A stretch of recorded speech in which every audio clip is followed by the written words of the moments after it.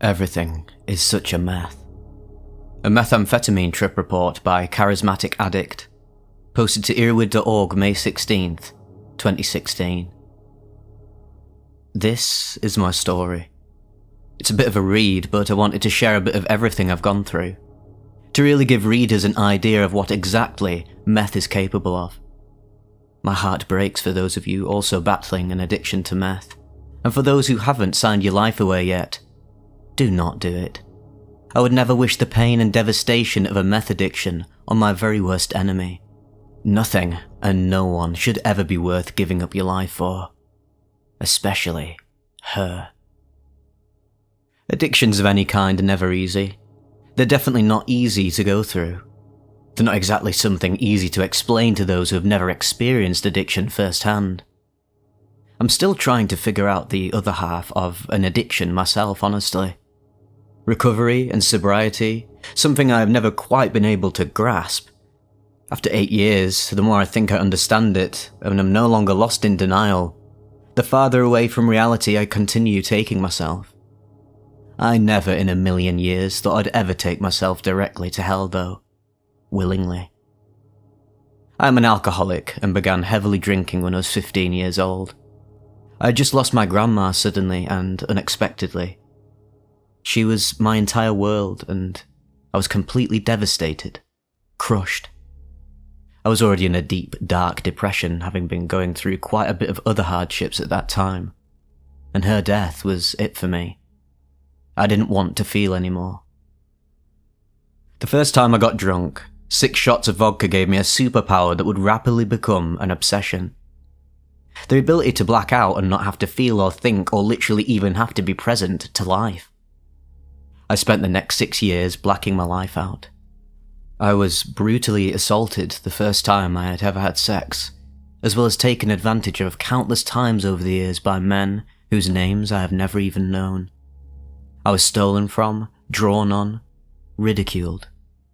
I broke my arm in 6 places and became hooked on opiates, fell in a fire, fell out of a moving vehicle, even crashed a stolen car while almost ending my life.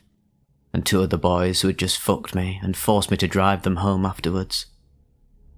I was kicked out and became homeless after leaving a rehab I entered that was more of an alternative to jail for people who had no other choice.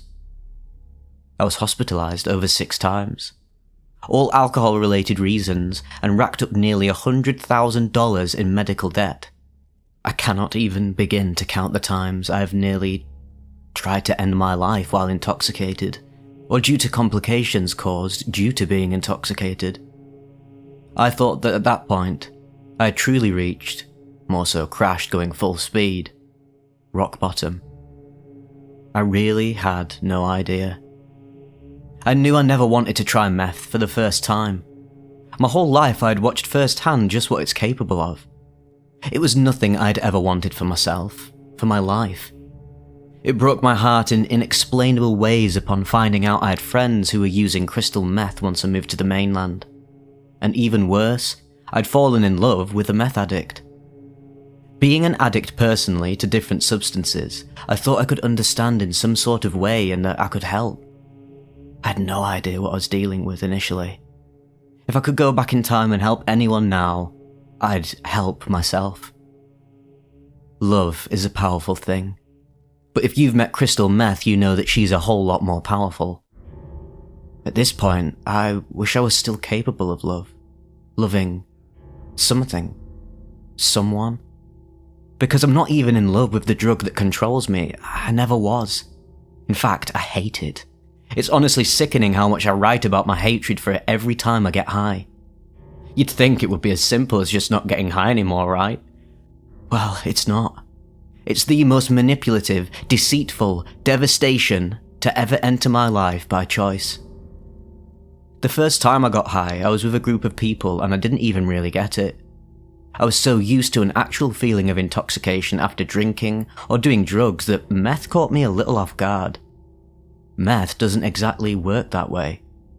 We ended up going to get another bag of drugs once the first was gone, because I didn't really know for sure whether the first bag had done what it was supposed to. I was talking, comprehending, but still in a pretty sober state of mind. aside from the shots of tequila I had taken earlier. And now I was clenching my jaws together very tightly. 3 days later, and I was beyond dehydrated. I physically could not eat because my mouth was so dry. I was hearing things around me that only I happened to be hearing, and my body, well, it hurt. I felt as if I had run a marathon or something. 3 days of no sleep was definitely not one big party like you'd think. I was delusional, and it was a little scary. I was experiencing what it meant to be spun for the very first time in my life. I would not say I exactly enjoyed my first time, nor would I say I experienced extreme feelings of pleasure and happiness as you will often hear about. It was more of a confusing, somewhat depressing, and even disappointing experience. I don't recall having an overwhelming desire to do it again. Unfortunately though, for all of the addicts I hadn't realised were surrounding me, my using for the first time was somewhat of a jackpot for their habits. I had acquired a pipe of my own from the very first time.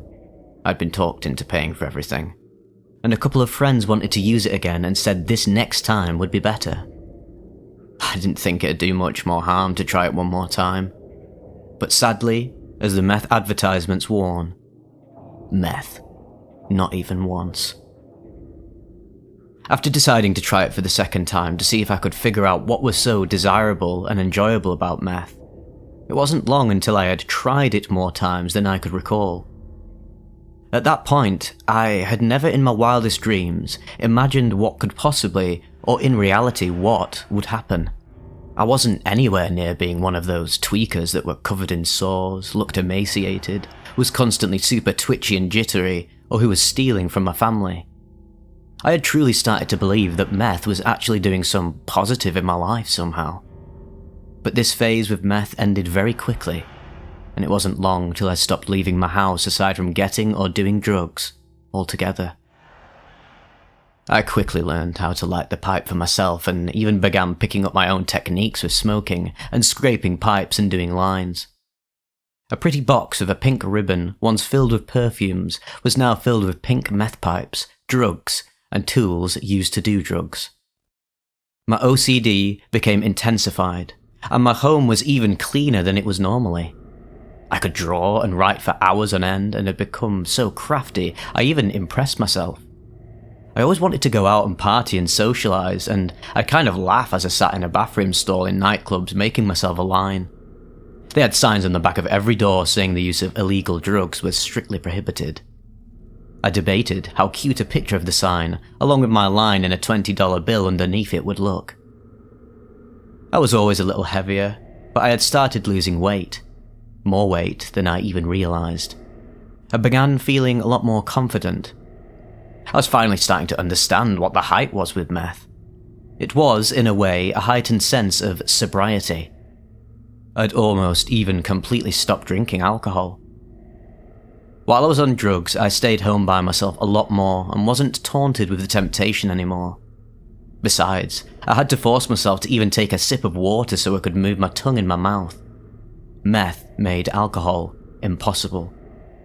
Although I honestly had never felt those euphoric feelings it is said that meth gives.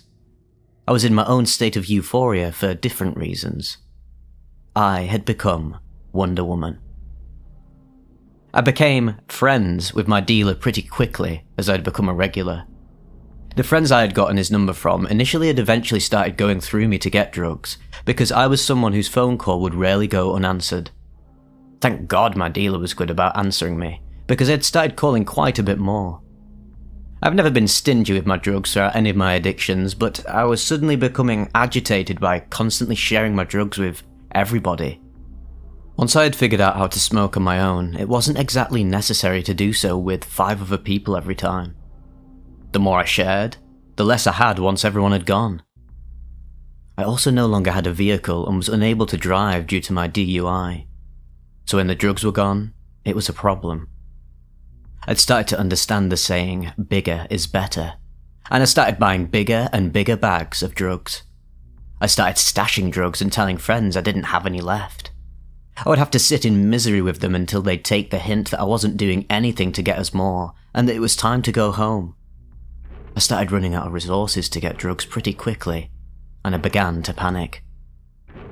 My home life had changed dramatically shortly after I'd started doing meth. My mom was in a very well-off situation suddenly. Spoiled by lavish gifts and trips around the country, she was also given large amounts of money to top it off. Sometimes there would be over $1,000 cash in her wallet, and when she began getting ready for work and got in the shower, I'd slip a little cash. It started out with a 20 here or 40 there, but when that went unnoticed, I started stealing 100 at a time. I would tell myself that it wasn't like she worked for it, so I didn't have to feel bad. Besides, it wasn't like I didn't need money for things anyway. Having gotten into a relationship with someone who had money, I was hardly seeing my mom anymore. It broke my heart the more I realised I was never going to have that mother-daughter relationship that I'd longed for my whole life, but the more I thought about it, the angrier I'd become. I did more and more drugs and continued stealing money for a good amount of time. But the longer it went unnoticed, the more infuriated I became. I couldn't understand how my mom was suddenly ripped from my life and had become even more distant than she had always been, or how she could have so much of everything now. That hundreds of dollars going missing meant nothing to her. All the while, I was still asking for toothpaste and some deodorant, and each time would have to listen to the lecture of needing to get a job, move out, and support myself. After leaving rehab and becoming homeless and spiralling down even worse with my drinking, I'd been forced to move out of state and back in with my mom, and I hadn't really worked other than a few part-time retail jobs. I lost all of them due to drinking. I had fallen into an extremely intoxicated, depressive state that I couldn't even fathom having to hold a job at that point. But I couldn't believe how selfish she was acting when it would mean nothing to her to help me with some necessities. Not talking about drugs. Even more so was that she was helping me without even realising it, and she still had the audacity to give the speech. She had someone taking care of her and saving her from everything she got herself into throughout her entire life. She honestly had no idea how to do exactly what she was asking me to do without being helped, yet she offered none. I am beyond baffled that she had even failed to realise her daughter had become hooked on crystal meth and was beginning to waste away right in front of her face. The physical morph happening to me had become pretty evident, pretty rapidly. Having been staying up for days at a time, sometimes nearing a full week, I'd be so malnourished and delirious that I'd see my mom in the hall in passing and she'd accuse me of being wasted from alcohol. Her ignorance and ridicule only fueled my desire to see how much further I could go without what I was really doing being realised. Having a parent that has never experienced any type of addiction whatsoever gave me the ability to venture off with meth, so far that I ended up losing my way back. The very reason why I tried meth for the first time was because I was madly in love. I was in love with an addict. He was my everything. All I had wanted was to be with him on that particular night that I tried it for the first time, but he hadn't had a ride over. Later in the night, I was told that I was being left at the friend's house we were all at on the opposite side of town from which I lived, but I would be picked up and taken home the next morning.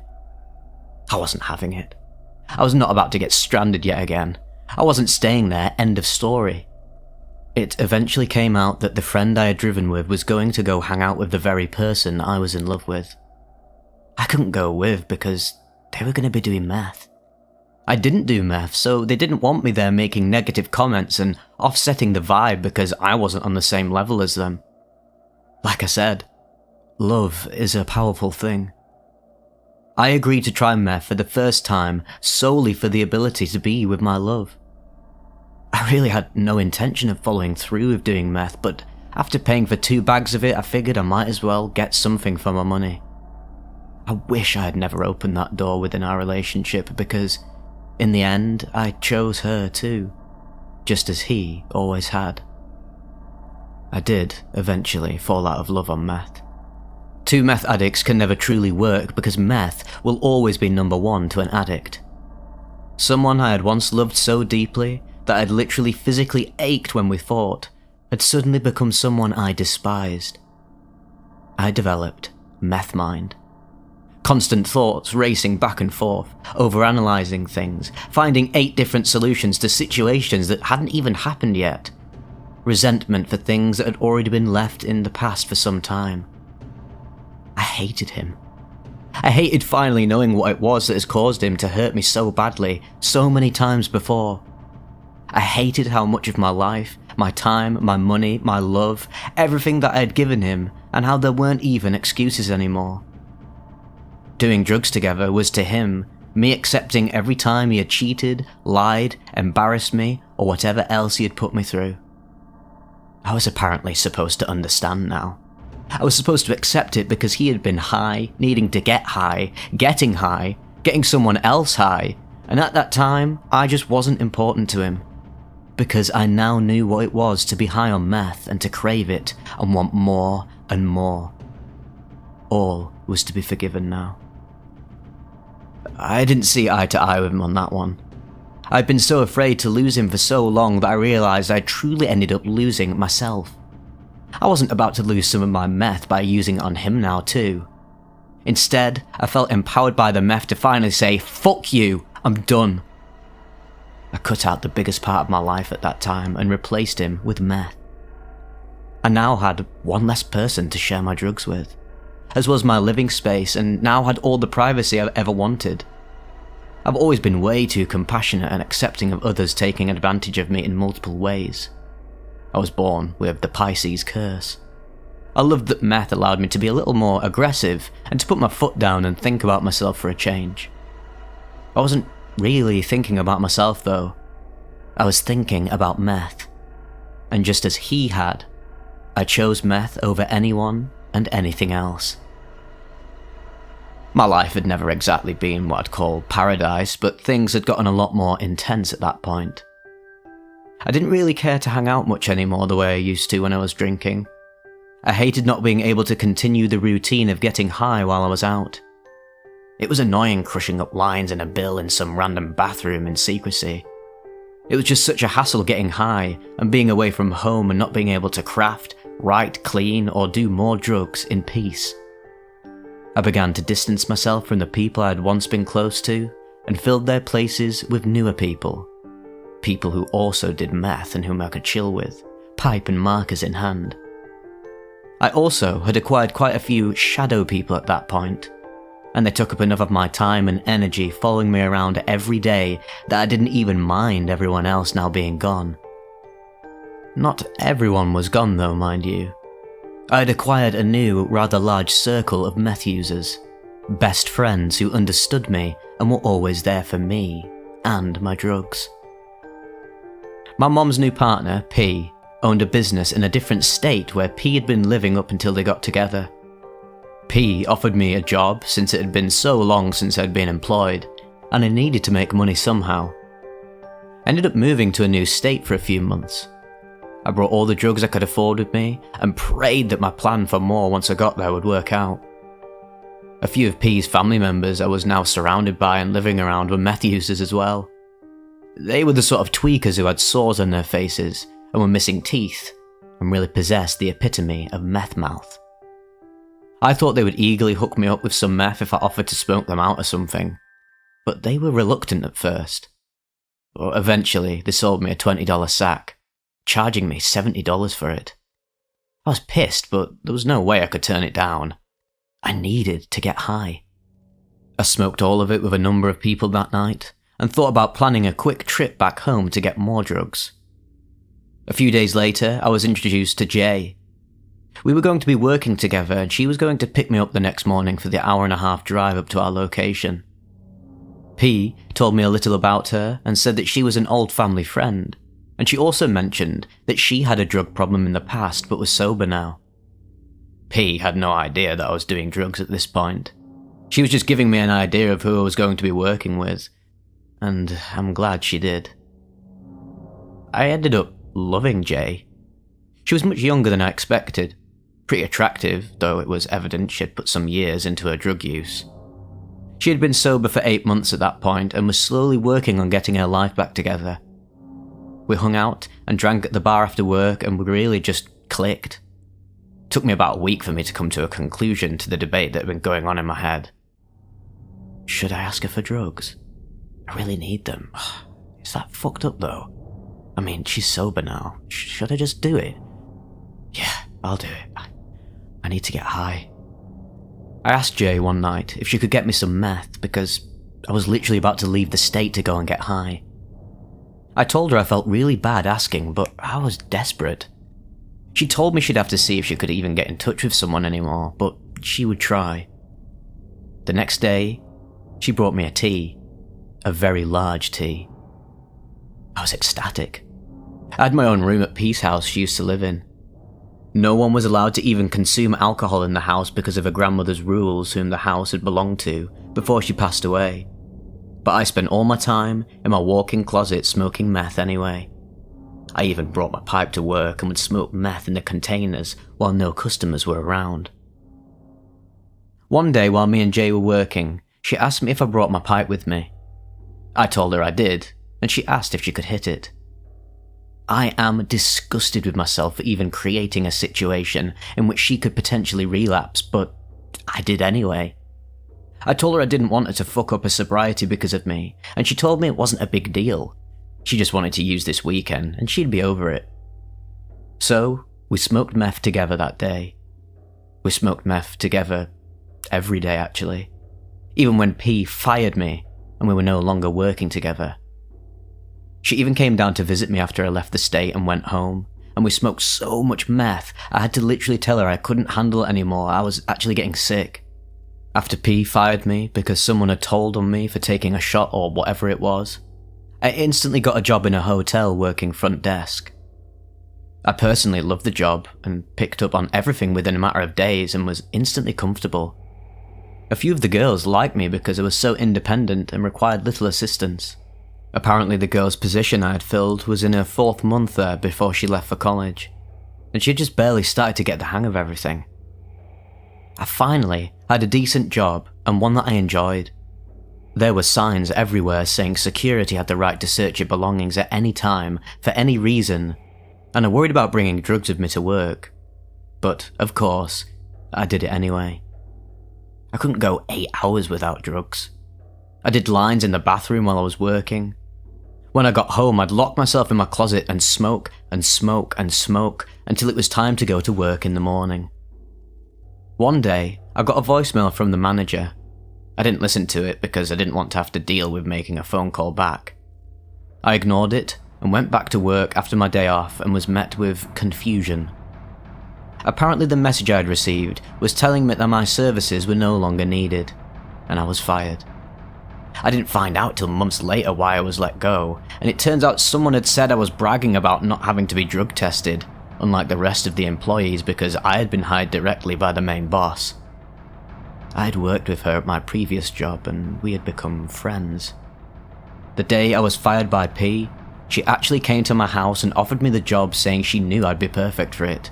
She knew I smoked weed and drank, so she said I wouldn't be drug tested, thank fucking God. However, I had never said anything about that to anyone. That would be absolutely ridiculous. One night while me and Jay were at the bar drinking and partying, both on drugs, we ran into T. She talked to us for quite a while, and I could tell was eyeing me suspiciously and judging me. Not only were some people a bit envious that I was the outsider to this small town, and happened to become a part of the most well-known, successful family that basically ran everything, but I was also attractive, and the girls didn't like it. I'm almost positive T could tell I was on drugs, and complained about it because she had been suspended for failing a drug test with marijuana, and required to attend mandatory drug counselling. That put an end to me remaining in that state any longer. And so, once again, I returned home and I got high. Even though I'd made a lot of money while I'd been away working, I spent it all on drugs and gambling. I started pawning my jewellery and whatever else I could afford to get rid of so that I could get high. I hung out with people I really didn't care to be around so that I could get high when I didn't have any money, and I began really isolating myself. The process of hanging out with friends who were either unaware of my drug use or were not users themselves became not only draining but very unappealing to me. I didn't want to go out drinking. It took me sometimes over an hour to convince myself to pry my jaws apart for a few seconds to even merely drink some water. I quickly excused myself from my once beloved social circle and hid away in my room with my pink meth pipe and my markers.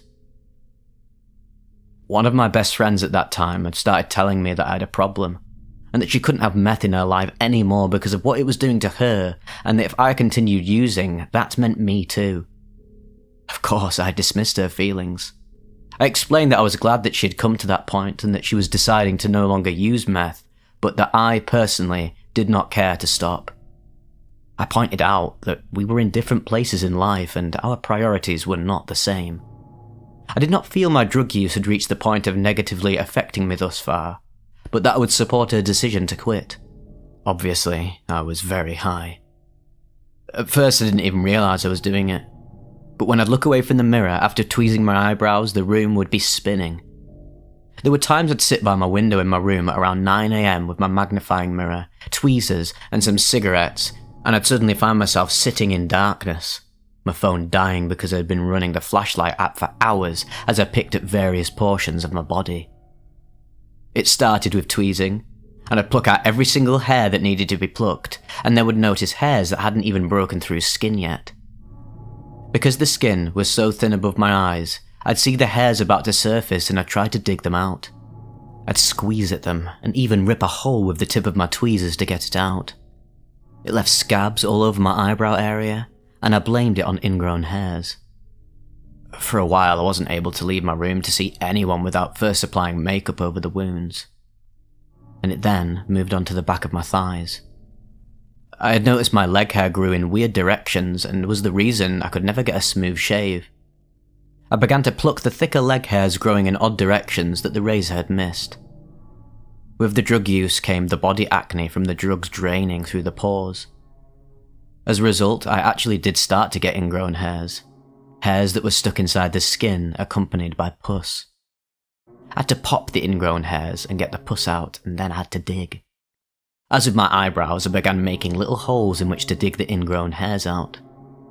The hairs were sometimes so short still that I literally couldn't get them out, but I'd try for hours anyway. I'd find myself dripping blood on the floor from multiple places and covered in lesions in more than one spot. It stung to even take a shower, because I had picked so many holes in my body that the soap and water stung like crazy. I'd even started picking a little at the bumps on my forearms that had been diagnosed as heat rash by a dermatologist, and for a long time wasn't able to wear anything short-sleeved around anyone. I tried desperately to divert my attention elsewhere while I was high, but I was slowly destroying my body internally and externally. Word of my drug use began to spread throughout my former social circle, and suddenly my once best friend was speaking of me as if I was some disgusting, evil person. I was even threatened through text messages and told to just end everything already because I was just a nasty druggie and nobody liked me. It was all anyone could talk about. I was a tweaker. It baffled me how some people even had the audacity to go there when they had been the very ones lighting the pipe for me in the beginning. Besides, I hadn't left my room in nearly a year now, and even showed face to all of these people. Why did it matter what I was doing? Which, in my mind, they really had no clue as to what exactly that was. I didn't notice that I had lost 40 pounds and my cheeks and eyes were sunken in. I actually felt I had room to deny that I was on drugs because most of these people hadn't even spent time with me any time recently, so they wouldn't know. Unfortunately, that was just another blatant giveaway that I was on drugs. I honestly don't even believe I cared about any of the bullshit I was getting. I only cared about getting high. Besides, I had a few people left, and some new ones. All friends who are on drugs as well. But even quite a few of those on drugs are no longer in my life. Some have passed away, some gotten sober, and some just decided not to associate with me any longer because of the extent of my drug use. It's honestly sad. Sad that friends could be battling the same exact addiction and simply point the fingers while denying to avoid the association. But Crystal never betrayed me though. She's always been there no matter what I managed to do.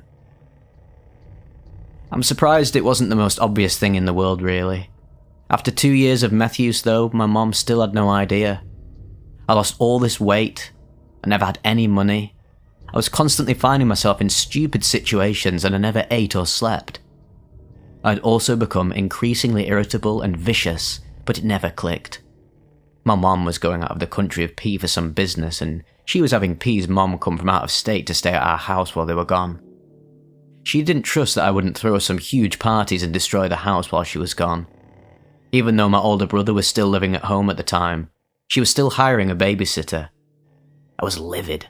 I was 22 years old. Was she fucking kidding? Ever since my mom had started dating P, my house had become less homey. There was always some of P's relatives around, and even simply having P around was awkward. We didn't really know each other yet, and it was like suddenly living with a stranger. I was so stoked they were leaving the country and I could have some peace in which to do drugs and laundry until 5:30 AM while blaring music.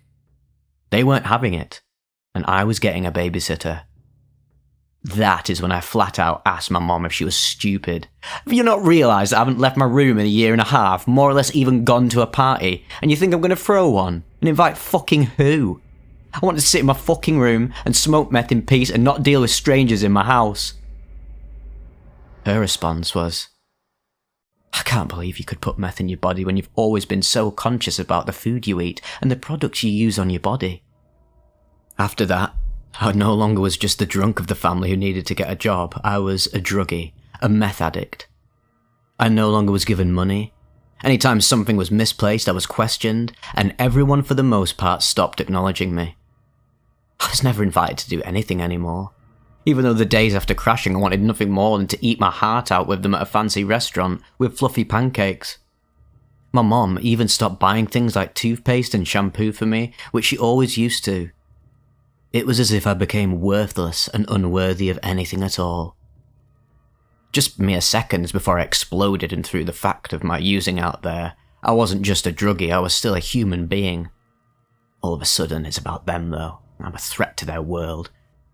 Maybe I should just go and end it all. My superpowers to clean, socialise, do crafts, and even pick myself eventually burned out. I can't even get up to go pee without hitting my pipe 5 or 6 more times, reminding myself I need to use the restroom each time. It's gotten to the point where I can't even leave my room anymore while I'm getting high, because I can't even look people in the face. I shake, and my breathing is shallow, making my voice shake when I talk. My skin looks almost dirty. It becomes a bluish, blackish tint as the meth cuts off the circulation of blood to my skin. No matter how much makeup remover I use, the black bags don't come off anymore, and I can't even really think straight enough to have a normal conversation with anyone other than myself anyway. I'm sad, and I'm scared. Sad that I let meth take over me, and afraid now that I'm no longer as strong as I once was. I've isolated myself, and it's lonely, but social interaction has become unbearably overwhelming for me. My metabolism is beyond ruined, and my body is stuck in starvation mode, from going for 6 or 7 days with no food, and then all of a sudden binge eating, followed by another week of starvation. My back hurts from sitting for hours and hours without moving, hunched over a notebook or a magnified mirror. Sometimes the pain is so excruciating, it feels like I'm being stabbed in my kidneys. I've even developed a kidney infection due to the excess amount of meth I use. I no longer have a period. I'm constantly covered in bruises, and I literally see my sickly body breaking down a little more each time I get high. I'm 23 years old, and I feel about 60. My body aches, my head aches, my jaws ache, my back feels like it's about to give out and I'm going to collapse. Even my heart hurts. The depression hurts. Even though I've lost 12 pounds this week starving myself, the depression feels as if it weighs an additional ton. So how is it that all of that could still not be enough to make me quit doing meth? Meth takes control in ways most people could never imagine. Because of the feeling of an enhanced sobriety, it's hard to go back to doing things sober without the catalyst of meth. Cleaning, something, anything becomes dreaded and put off for months, and my environment becomes filthy. It's hard to be able to concentrate on tasks or to get them completed in the way I usually do on drugs, while I'm sober. Merely getting out of bed is hard. It's physically and psychologically painful. My body is so worn out after waking up from a crash that most times I use the restroom and I'm back out for another 2 days. If I don't stay up after sleeping for 2 days and start doing drugs again, I can easily sleep for a week and a half only getting up to pee. Once I can't sleep anymore, I start eating. My body's usually deprived of everything, so my brain wants fatty, greasy, sugary foods and beverages to attempt to fulfill me and to give me some sort of boost of energy, as I feel like living dead while I no longer have a meth boost. As I begin sobriety, I gain weight at rapid speeds and suddenly none of my clothes fit anymore, and I'm too embarrassed as well as depressed to even think about trying to dress up and go out and do anything. Simple trips to places like Walmart or the dollar store become overwhelming and I get anxiety and have panic attacks. I have drug flashbacks from going to places I generally spent time at while I was high, causing me to panic. Attempting to do anything, even something as simple as checking out using a self-checkout at the grocery store, becomes intimidating and unthinkable while sober. It's literally like having to retrain myself to do anything I've ever had to do for myself in life. I have to relearn even basic social skills. I have to teach myself how to once again act as a functioning member of society. I have to nurse my body back to health, to even have the energy to walk up and down the stairs, to do a load of laundry. I even have to remind myself how to eat normally again. I'm constantly reminding myself that the shadow people aren't real, even though they were following me for the last few years. They are not really there. I have to deal with the realization that no one honestly knows what I'm dealing with or going through, so it's not reasonable to get angry or out of line with them. I have to remind myself that I did this all by my own free will. The hardest out of everything is having to realize all of this and then some, and commit to fighting for my life back. Starting over for that very last time, and it truly being the last time, and not running away from it all and relapsing and ending up even further from square one than I'd been each time before the last time. And that's the hardest part about sobriety. The acknowledgement and acceptance that sobriety means living free of substances. Living my life and coping with feeling things again, without a crutch to hide behind. Facing myself and everything I use substances to run away from. Not having the comfort and reassurance of being able to make myself feel something expected and go somewhere that's familiar.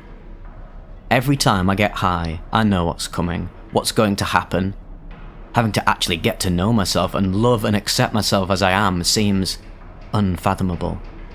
It's the hardest challenge I've ever had to face. After countless near-death experiences, destroying my body and my dignity, hurting my family and friends and wasting so many years of my life that I can never get back, I can't figure out how to stop for good. I always run back to drugs and alcohol. I hate losing control of myself and being vulnerable and unprotected, blacking out portions of life and feeling embarrassed to even simply look at my phone the next day actually sickens me. But I do not know how to cope other than more. My true drug of choice. More. I tried to black out my existence from myself, but there's always those time periods that reality hit me in the face. I don't feel cool because I'm an addict. I don't even like people watching me do drugs or being around me while I'm on drugs, but I still use. It's embarrassing to even put into words that I feel even more of a high when I watch myself become strung out. It makes me feel powerful in a sense. As I begin to look sickly and empty and my eyes become sad and confused, I feel in control. I'm the one doing this to me. This time, no one is hurting me but me. Watching my body shrink before my eyes only to fill out again and knowing I can control that too makes me feel a sense of power. I know I'm fucking my organs up, my brain, my stomach, my skin, my lungs. It's all part of the thrill. It's like dying but not really having to die forever. More than a handful of times I've literally felt my body shutting down because I overdosed on heroin or painkillers, or I took a bad mixture of substances and I began to feel my heart slowing down, stopping. I know that if I don't connect mentally with my physical being, that I will die laying there in that position, just like that. Knowing that if I don't make myself breathe that I am about to die, makes me feel a sense of power so unhealthy, it scares me even as I'm loaded. Feeling my heart stop and my chest get heavy and watching my hands and arms turn blue, it fascinates me that I can see this. It's almost an out-of-body experience. And then right before the black curtains begin to shut, I force myself to take a shallow breath to stop it. How is it possible that I'm in control of whether I live or die in those moments? I don't want to die. That was never my goal after I found refuge in substances, but at the same time it's a little thrilling to think that maybe this next time it won't be like the last time. What if the next time I do just a little too much, and I nod out and I'm unconscious and unable to tell myself that I need to take a breath? It's like Russian roulette, and I now live for the rush of the game. I intrigue myself on drugs and feel like I'm an entirely different person when I'm loaded, and it's almost like I'm getting the ability to meet me as a different person and learn everything about the person I become when I'm high, as I'm high. My thought process is different, my appearance becomes different, my mentality, way of thinking, tolerance, creativity, all of it. It's new. It's like Christmas, but I can celebrate it all year long and the anticipation is never more than a few hours. But after the third day with my altered self, the people start to come for me. No matter what I try to do, they won't give up. It's like they come to pick up the altered spun out me, and then they make me go home to the other me. Unless I want to spend time with them for a while, I have to force myself to sleep because they will not leave until I do so. They follow me and slide by in my peripheral vision, and I turn to check behind myself and suddenly they are dead center in front of me, staring at me dead in the eyes. They make me feel terrified, paranoid, miserable, trapped, anxious, and depressed. They take my control away. They change the high me and turn me into a delusional, scared, and alone me. I hate that one. I hate feeling the control leave my grasp and once again being left to exist at the mercy of others. But that's the worst part. An addict is never really in control of anything. The drug controls the addict from the very first time. Who am I fucking trying to kid here? I'm not connecting with myself intellectually while I'm high, I'm causing irreversible brain damage. I'd like to believe I'm one of the lucky ones who had the advantage of being a bit more intelligent than the average person, allowing me to keep a true sense of reality even despite the drugs I'm on. Even though I'm spun out of my mind and ready to go into cardiac arrest because I'm hallucinating so badly and I'm literally scared shitless, I know what I'm doing. I'm not oblivious to the fact that I look like an idiot peeking out of my curtains every 4 seconds, thinking I hear someone showing up at my house. Finding myself sitting there, cleaning up my own urine on my floor with my dirty laundry, because the Tupperware I was peeing in had filled and I tried to empty it in a Ziploc so I could use it again, and instead it went everywhere else. My bathroom is literally 10 feet away from me, right outside my door. But there's people at my house and I'm hallucinating and hearing things and I'm greasy and bright red and I pick my face, chest and arms apart for hours and look like I've broken out in hives. I do not want to open my bedroom door and risk being heard and letting anyone know I'm awake. I don't want to talk to anyone. In fact, I can't even talk. I can't even open my mouth, my jaws are locked and my tongue is dried out. My head is fucking killing me because I'm so dehydrated and I can't get my jaws to lighten up on the pressure. I just want to die. I just want to end it all. But I don't really want to end it all. But what am I doing? I'm smoking battery acid and nail polish remover, rat poison and brake fluid. I am killing myself. It's embarrassing to admit I'm stupefying myself.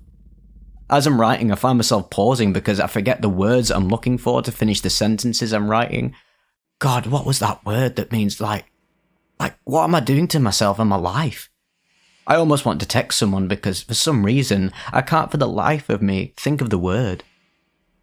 After smoking more meth and zoning off for a second, literally hurting my brain thinking, I remember the word and it's pathetic. The scariest thing about meth is the psychological control it has. I hate meth.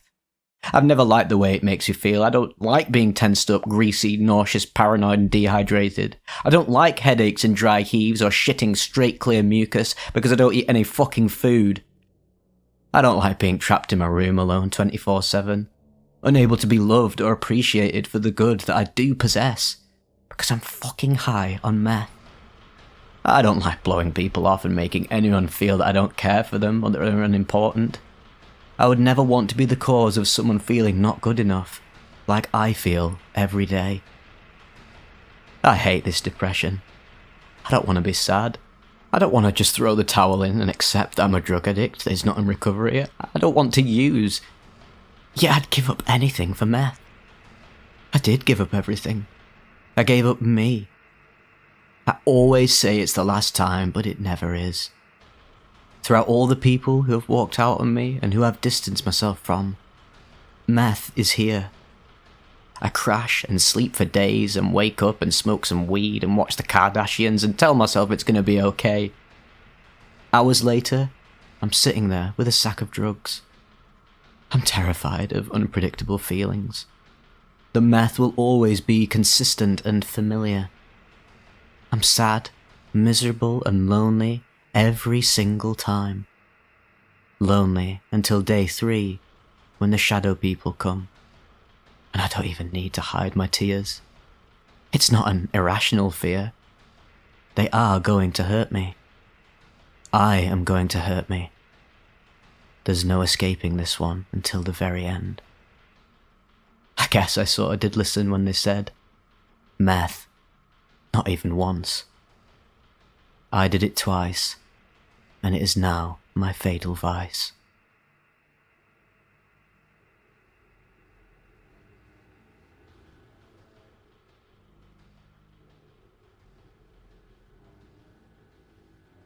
The Shadow People. A methamphetamine trip report by St. Jimmy. Posted to earwid.org June 25th, 2007.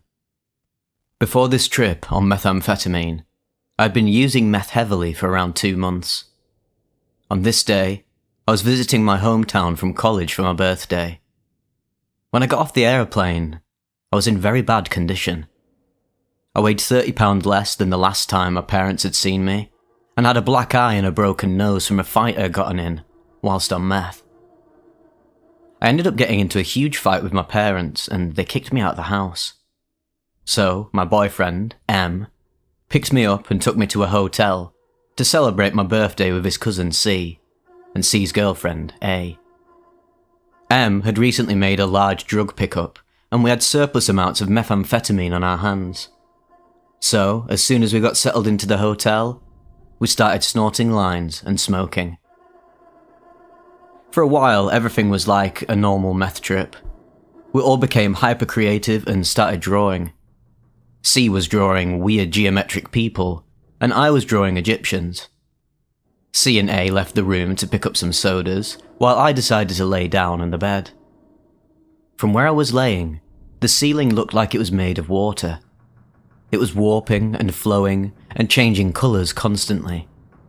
It was weird, but very pretty. When C and A came back into the room, I pointed out this phenomenon to A. Apparently, C and A could see the water ceiling as well.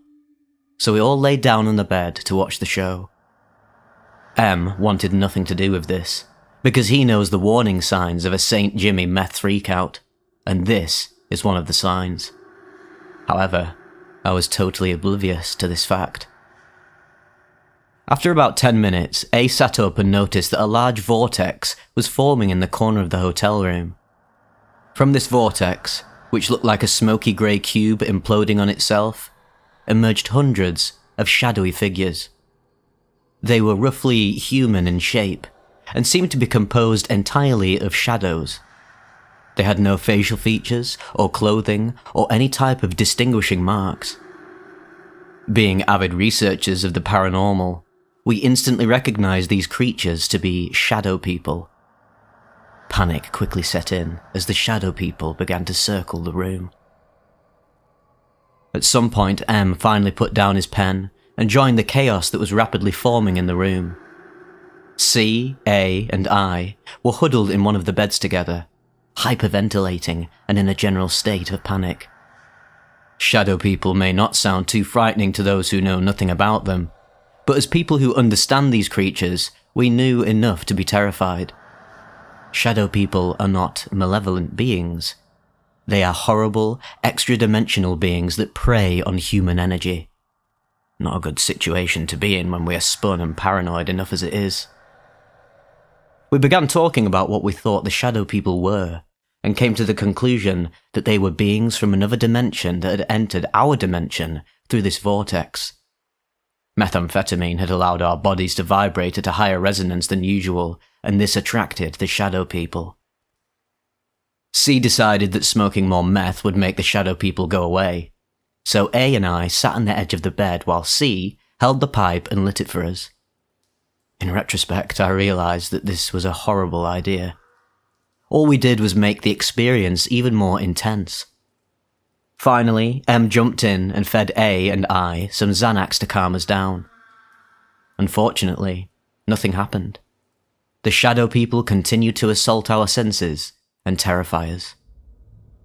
M and A decided that they would attempt to take photos of the shadow people with their cell phones.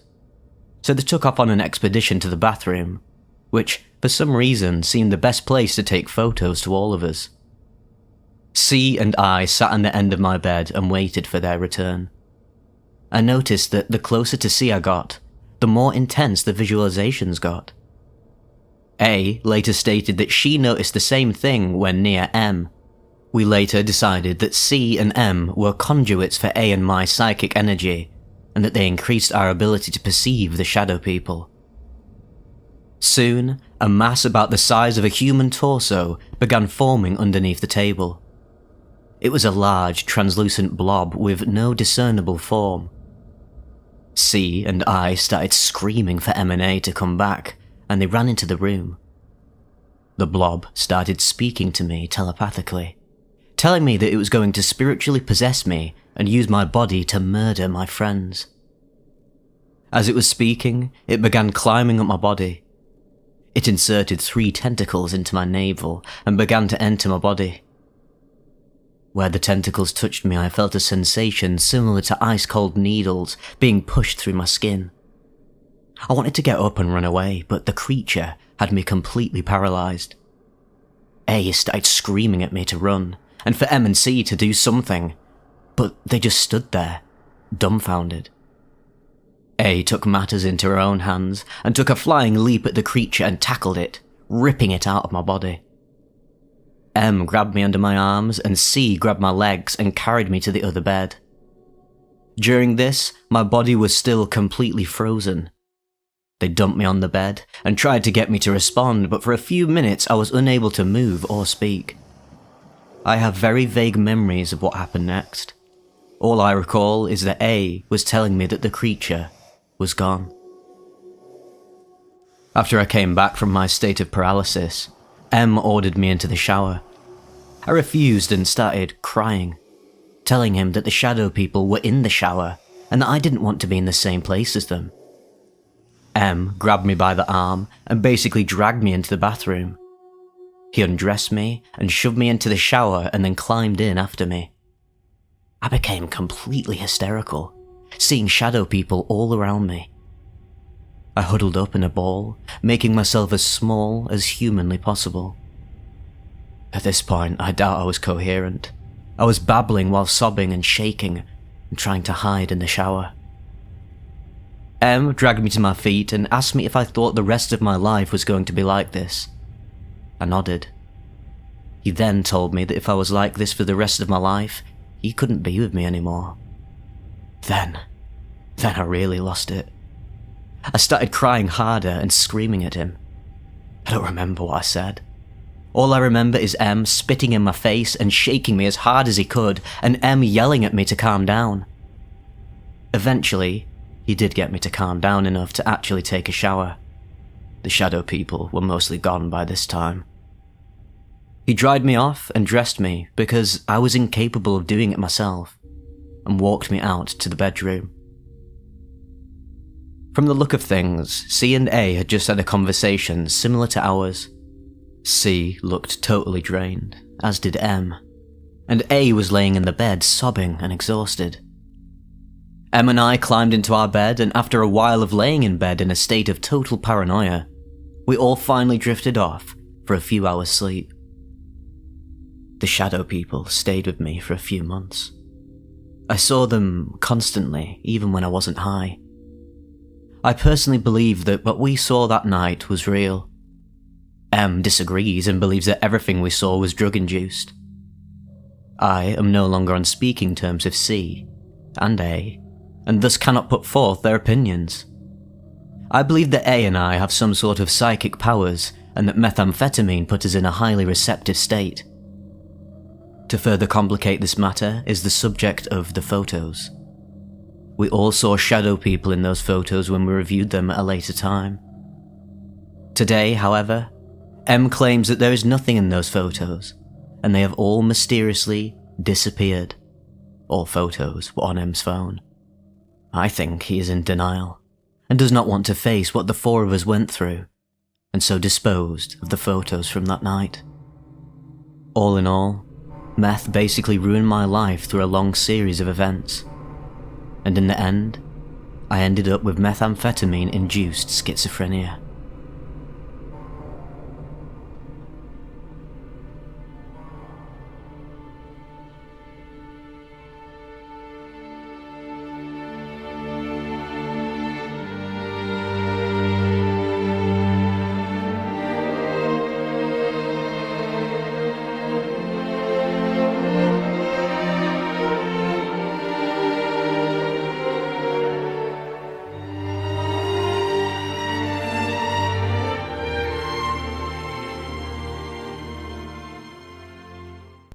Beauty's Rebirth, an MDA trip report by Bun, posted to Irwid.org December 15th, 2009. Irwid note. The author of this report thought he was buying MDMA and speculates that it is actually MDA. While in the midst of an intense depressive cycle brought on by 6 months of inordinate excess involving a 7-day-a-week lifestyle of alcohol, marijuana, cocaine, heroin and Xanax, I came across some MDA from a neighbour. At the time I had been clean from coke and dope about a week and a half, the longest I had gone in 6 months. But I was inconsolably depressed and barely felt the point of life. One day, for example, I arrived 5 hours late to work. I didn't see the point of getting out of bed, so I just stayed under my blanket looking around my room with sad eyes, doubting my own existence. I wasn't eating but a handful of food a day. Every hour seemed a chore, and I found myself completely bereft of any initiative or enthusiasm whatsoever for anything. Life merely channeled pain. Convinced that I'd completely destroyed my life, over the past 2 months especially, I dwelt only on my own sufferings, all of which I'd brought on with my own actions. To a certain extent, I was correct. The following are a few reasons why. Any other employer would have fired me months before my pathetic performance at work. I was chronically late. I was sleeping in my car for lunch every day. I was nodding off at work. I was having to take a ridiculous amount of sick days for heroin and cocaine withdrawals. And one day, I flaked out at work at 11:30 in the morning and never came back for the rest of the day. Due to a raise and a bonus 6 weeks previous, I received $1,800 over the course of 14 days, $800 of which I received on the 2nd of the month at hand. And yet I couldn't pay rent for another 3 weeks. I had become so destitute that I had to borrow $3 from my co-worker to do laundry one day, for I had no clean clothes and not even $1.50 for a single load. And I was still 3 weeks late on my rent. I weighed somewhere between 126 and 130 pounds at a time when I should have weighed between 150 and 160. Due to my failure to maintain my vehicle, I woke up one morning to 1.5 inches of standing water in the cabin of my car. When I opened the door to go to work that day, water spilled out of the threshold onto my foot. I had to pay $100 to get it cleaned. I could go on, but you get the point. I had totally messed up my entire life. So one day, thinking I was buying MDMA, I purchased 0.5 gram of pure MDA powder for $70. I veg-capped it myself at 100 milligrams apiece, and proceeded to get 2 friends together so we could all roll together and go see some shows. However, we thought we were going to roll, and had no idea we had taken a strong hallucinogenic. Both of my friends flipped out, not in a bad way, early on in the night, and we ended up splitting up lost, and wandering around the city. This was unfortunate, but I got to trip alone, something I had never done, all night in my apartment. While I experienced nothing in comparison to my next trip 2 days later, I did come to a few realizations. For several heart-wrenching, but somehow pleasant hours, I saw myself in my life over the past 6 months as a character in a narrative, an author-written character in a printed narrative, where my person was defined by a finite set of particular words definitively printed and permanently bound into a book. I saw myself not as a person living a life, but merely as a fictitious character, a pathetic drug addict at that. Amid a sea of intertextuality and released into the world by an unknown author, a prodigal son manacled to a fixed language definition of his person. That night I wrote down the following sentence. Take your life, place yourself in a narrative and interpret your own character. Distill your soul's agency out of the pap and ask yourself if you've ever really seen your own face. Only narrative can show you what life has been hiding from you. When my life, my narrative-immured character that is, appeared before my eyes, I felt somehow liberated, but other than that, I simply felt mesmerized by my open-eye visuals and positive sense of well-being occasionally tinctured by a calm, icy-hot snake-like sensation of paranoia about my drug addict character in this bizarre objective narrative. 2 days later. 3:30 p.m. I knew the whole time we would have to try it again, for now we knew what we were dealing with, and moreover, I still had 2 100mg pills left. So 2 days later, I planned a trip with one of those same 2 friends, D for short. Now that we know we would trip and not roll, we planned out the day a lot better. However, I dosed my 100mg pill by myself before heading 5 blocks down to D's place so he could drop. But he wasn't answering the door, and I couldn't get hold of him at all.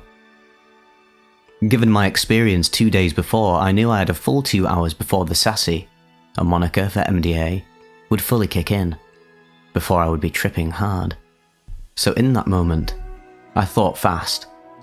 I immediately thought of another friend, C, who worked 4 blocks away at a restaurant. Hoping he would be off soon, I ran over to the cafe to find him. At 4:15 p.m, sure enough, C was planning on leaving the restaurant in 45 minutes. He gladly accepted the sassy and dropped at 4:15, putting him 45 minutes behind me. I was on the threshold of starting my way up, but it would be another 75 minutes before the real action started. At that point, D called me to tell me he was very hungover from the previous night, and that he couldn't trip that day. After I had explained that I'd already resolved the situation with my other friend C, who would be off in half an hour, he invited me over to chill. At 5 p.m, D and I talked, listened to some great music, Beach House, Midlake, and Wilco, and smoked some fine herb together for about an hour before my trip pal called to tell me that he unfortunately had to stay another 2 hours at the cafe. A cruel fate indeed. We both panicked a little bit when we first found out he would have to stay till 7 p.m, but he worked at such a ghetto establishment that it didn't matter to his co-workers or manager that he was tripping at work. We hooked up as soon as we could. 7:10 p.m, and then, zang! I'm not exactly sure where to start with this story, mind you. Equipped with a great soundtrack and blessed with some amazing overcast fall weather, all in the middle of a city recently decked out with bright holiday street decorations, C and I were set for the best trip of our lives. We got into all the usual trip adventures and met our share of crazy characters while on our wild missions. I'll refrain from devoting too much time to these random, serendipitous and occasionally hysterical trip episodes. At 9 p.m, while walking and driving around and hanging out in my apartment listening to music, we found that 2 hits of herb every 90 minutes or so sustained a harder trip without making us the least bit stoned. The weed accentuated our visuals without affecting our motor or cognitive functions. It was wonderful. At 11:30 p.m, At one point, we drove a few miles away to a place where we could watch the river in the woods. When we arrived, we stepped into a pitch-black forest which occluded sight of all objects. We somehow made our way down the hill to the water, finding a perfectly placed log over some eroded earth where we could comfortably sit and watch the water and sky.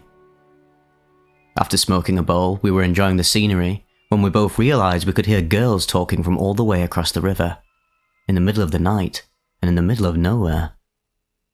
I took the position that the voices, which were of adolescent girls exchanging indistinct persiflage in a mall-like environment, given the acoustics, were in our head. But C was adamant that the girls were really there, and that it was even possible the girls were talking underwater. A few minutes later, C told me he saw huge billows of sea fog rolling down the river. Right as my brain processed his words, I too saw the fog, saw it on a backdrop of a midnight horizon increasingly suffused with light from within. I saw light of every colour radiating from over that imaginary line so far away, bounded across its entire base by the black silhouetted cap of the forest canopy. As we watched in awe, the overcast sky at once became peppered with hundreds of moving streaks of light in 4 cycling colours. The streaks swirled and flew and circled around and across the sky before all gathering in one spot right in the middle of my field of view. That one spot then morphed into an enlarging spherical galaxy composed of seemingly millions of stars revolving around a focal point, all the while maintaining its perfect spherical shape. The stars were coming right at me. I remember at one point seeing all these stars circle and spiral around right at me, mostly coming at me from the 10 and 2 positions on a clock. My whole field of vision, peripheral and all, started lighting up significantly, akin to the effect of turning up the brightness while editing a picture in Apple iPhoto. I believed my head to be lifting itself off of my shoulders, as the revolving, spherical galaxy seemed to be pulling me right into and beyond the sky. It was a bit too much, and I told C we had better go back to the car before I passed out. As we got up off the log and turned around, we saw the formerly pitch-black forest suffused with blue electricity. Every leaf glowed and pulsated with this blue electric power, especially the outlines of the leaves, and the whole forest seemed to breathe the stuff. I'm not sure how we made it up the hill, but we did. Once inside my car, the dome light restored us to sanity. At 12:45 AM we drove back down to town to spend an hour or so at a candle-lit and black-lighted bar where a mutual female friend of ours worked. A very good decision. We got to listen to some trippy mid-80s Sonic Youth and drink beer that made us think we were imbibing pure liquid flowers. We then retreated back to my place to listen to more fantastic tunes, including the Department of Eagle's first record, The Cold Nose. All the while watching the light and shadows on my walls, or watching the city out from my 3rd floor deck as we tore through our communal pack of Winston Reds. At 3 AM, after a few more walks, we decided to go to C's place to see if anyone was up. We hooked up with his roommate and decided to go to Waffle House, where I ate the tastiest waffle I had ever eaten in my life. Even though I grew up with Waffle House, and Waffle House are not the best, everything tasted so perfect that night. All foods constituted pure ambrosia. The Waffle House was packed with trippy people doing trippy things when we got there, but after 20 minutes or so it got awfully quiet, and my trip pal and I started to get the fear. C's roommate had already offered me to get my meal in return for the pack of smokes I bought for him on the way there, so I was free to go. I got up abruptly and left. Soon as I got outside, all the sparkly specks in the asphalt started to come at me in waves of light, and the whole parking lot became suffused with electrical wires of many different colours. Every time I set my foot down, I sent a pulse of electricity through the wires, and the shock would go straight to my car sitting all the way across the lot. Once again, my head started ringing, and I passed out as soon as I got inside my car. I'm not sure how long I was out, but it was probably only a minute before C started banging on the window, asking to be let in. Once again, I was restored to sanity by the dome light. Ah, thank you, dome light. 3:30 AM, we're back parked on my street after dropping off C's roommate at his house 10 blocks away. About 10 seconds after I kill the engine, an ambulance screams by us and parks a half block down on the right of this one-way street. We sat in the car listening to some early Flaming Lips records and smoking cigarettes for the next hour. The ambulance completely tripped us out. At one point, all the lights on the back of it started spiralling around in a rapid circle before spinning off the truck with individual lights flying right at me. The spiral came off the back, but another spiral rotated with it at the same time, with each leaping light replacing itself right as it spun off past me. We then both realised we could in no way see an ambulance anymore. We instead saw a variety of other vehicles, 2 kinds of school buses and a deadhead-like party bus among them, each at its own different angle. Every vehicle we saw was canted differently, and they were all askew, in all 3 dimensions to some degree. The night would go on for several more hours, and I'll stop with the stories to conclude and make some applications of my experience. We tripped at least 13.5 hours. I say at least, because we both fell asleep while we were still tripping. I've heard from others that this is more common than the often suggested 8-hour duration. The next morning, I woke up alone, glowing on my couch looking out my window, and saw a perfectly blue sky split by a distending cloud of an aircraft's jet stream. For the first time in probably 3 months, I saw something I thought was beautiful. I recognised beauty again. My life immediately turned around. That day I began one of the best weeks of my life. I got a whole week's worth of work done in 2 days at the office. I wrote 3 letters to 3 different friends, wrote 7 postcards to others, and cleaned up my nuclear waste facility of an apartment, turning it into a clean and pleasing place to live in once again. More than all this, however, I completely and utterly lost any desire whatsoever to ever roll up another dollar bill or fill up another syringe for the rest of my life. Life was just too beautiful again, and I saw only grunge and hurt in those drugs. That week, I restored my relationships with several individuals very important to me. My drug addiction had alienated many friends, and much of town was worried about me. I lived in the middle of the closely packed 25,000-person city. Everyone knew me, and it was no secret that I had a serious problem. I'd already made the decision to move out of town at this point, so I had to say goodbye to all my friends. And I did, and everyone noticed a huge difference in me. Although, mind you, it was difficult for me to convince a few of my friends that I was not then on blow due to my enthusiasm and positive attitude about everything. I said many goodbyes. I spent some of the most solid hours of my life hanging out with my good friends for the last few times, and I got my life completely back online.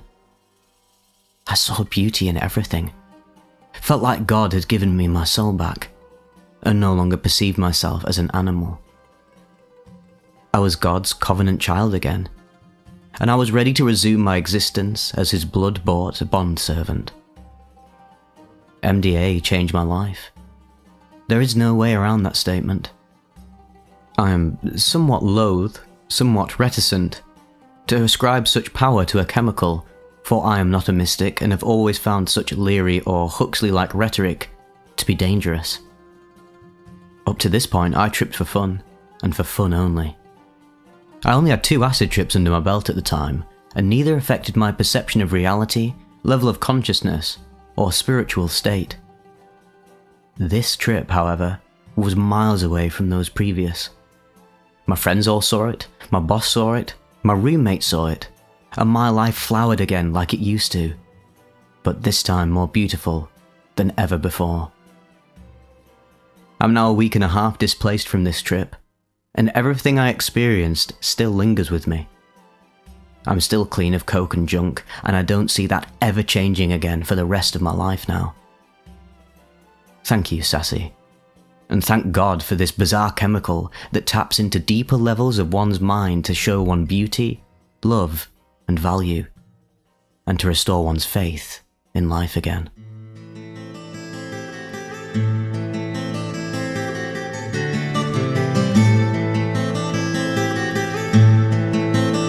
The Octopus and the Cave, A Tale of Psychosis, a methamphetamine trip report by I Should Be Locked Up.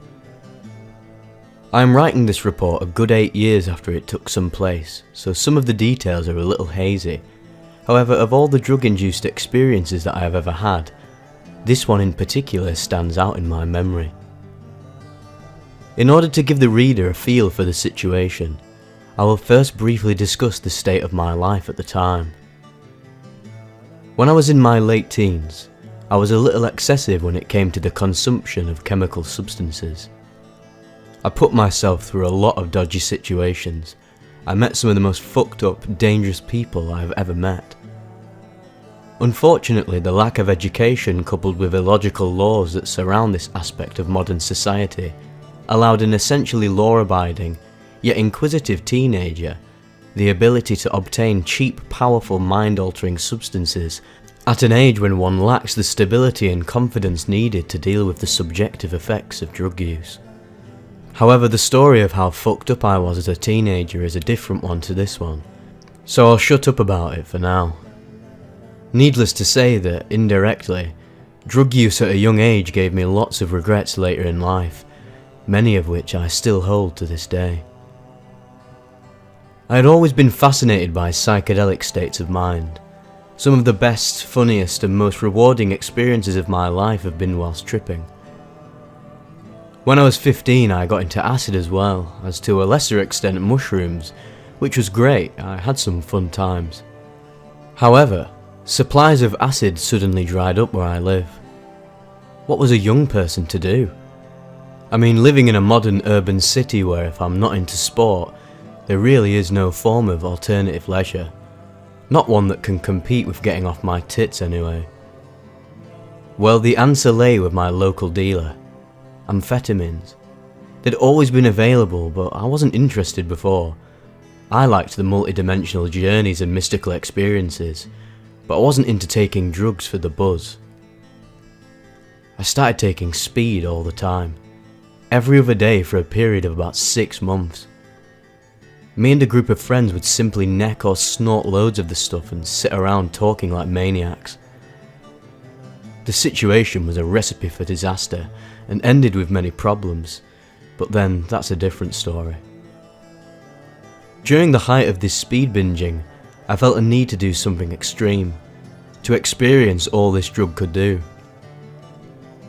I was well aware of the hallucinogenic nature of the come down, be this caused by the drug itself or by lack of sleep or food, so as a desperate act of self-sacrifice, I offered myself up to the insane god by launching myself into a binge to end all binges. For 3 days and 3 nights, me and a few cronies consumed gram after gram of yellow-tinged crystal base. Era would know. Driving while intoxicated, tripping or extremely sleep-deprived is dangerous and irresponsible because it endangers other people. Don't do it. What I did for those 3 days I cannot recall, but on the 4th day, we decided to drive to a local forest that some other friends had been camping in over the weekend. These guys had been on some sort of drug-fueled pilgrimage, walking 20 odd miles to the woods, then setting up camp within its darkest depths. But then it was the summer, and a bloody lovely one at that. So the scene was set. My plan was to stop taking speed the night we got to the woods, and then let the effects of 4 days of binging take effect to see what happened. I suppose I thought at the time that this would be a grand finale to my amphetamine trip, a last blast before I quit. Unfortunately, it didn't prove to be so, but again, that's another story. We finally made it to the forest. Me and 2 others plus about 4 or 5 guys who were already there. We had all been taking speed, but only I had been on it for 4 days. The night passed and we joked and laughed round the campfire. We got real stoned and took the last of the speed. I remember everyone talking about a multicoloured bubble that had enveloped our group, cutting us off from the outside world. At first light I was starting to feel kind of unstable. like being in some eerie waking dream. I felt the urge to walk, to explore the beautiful area we were in, that had, until that point, been shrouded in darkness. So I went off, my only intention being to gather my bearings. From this point onwards, I slowly start to slip into the most bizarre, quasi-schizophrenic state of mind I have ever been in. The visuals of LSD or mushrooms can be pretty intense, but I know that it is the effect of the drug that is causing them, and they move so fleetingly and quickly that it is more like watching a show that you know will be over. The state of mind I found myself in that morning was incredibly real. It was like the world gradually changed around me, over a period of many hours. What started as an idea or maybe a delusion in my mind slowly seeped into reality until it took over. It wasn't like I had a physical rush that brought on the effects. It was real. It all happened as a part of my experience of reality. It was my neurotransmitters that were causing this trip. Anyway, here's what I experienced. As I walked, I started to think of an idea about how the forest could be inhabited by fairies. I started following the small tracks, maybe animal tracks, that weaved around the plants. I realised that in some places, there were more tracks than others, and many of the tracks appeared to lead to places, i.e., a certain large tree or the river. There was a river running close to where we were camped. As I wandered around these tracks, it seemed that there was a certain intelligence in the way they were designed. This thought developed into a feeling that I was being led. I saw figures and heard voices, the backs of little men brushing just ahead out of sight in the undergrowth. They felt friendly, like guides, not too similar to people, like little woodsmen. I could hear their voices, feel their intentions, and I felt that they wanted to show me something of the real nature of the forest. These became the woodsman fairies. Following the woodsman, I took up their offer and tried to open up my mind to what it was that I was being shown. Firstly, they took me to the river, where there were great banks of mud. The banks looked like cities. The dirt was sculpted like a natural form of architecture. I saw the river as a teeming colony of faces and intelligences, big frog-like creatures protruding from the banks, wallowing in mud, belching and burping. The woodsman informed me, through some sort of telepathic link, that these strange creatures were the mud fairies, messy things that didn't care much for people, creatures of earth and water. A lot of the visions and information that I saw on this trip I cannot now remember, but there was more detail than I can recall. After this I was introduced to the trees. Someone called the men in white coats, please. I saw the trees as they really were. Beautiful and ancient, each with its own heart and mind. More ancient and wise than man could imagine. They were great spectators on the world, aware of the comings and goings of mankind, but aloof. They existed here in this world in their true form, powerful creatures in control of the woods. I saw them writhe and give off light. I felt great waves of ecstasy as I felt the joy in which they lived. The woodsman told me that they were the most powerful of all creatures in the wood, and that they could control my experience here. Whilst I was under the trees, I was in their control. Many more revelations I received as I gazed upon the trees about the true nature of nature itself, its power, yet also its beauty. After I had realised the true nature of the trees, the forest became like a living world of intelligence around me. It was incredible. I was amazed at what I was experiencing. I was totally lost in it. I was given a tour of all the features of the wood places that would look like ordinary forest parts to the normal eye, but to me and my woodland friends I saw cities, roads and palaces. After a time they brought me to a deep part of the woods, a dense area of pine and yew, very dark and brooding. This, I was informed, was the dark forest, a place of trees that had gone evil, lost their light and hated men. If I entered, I was warned I would go insane.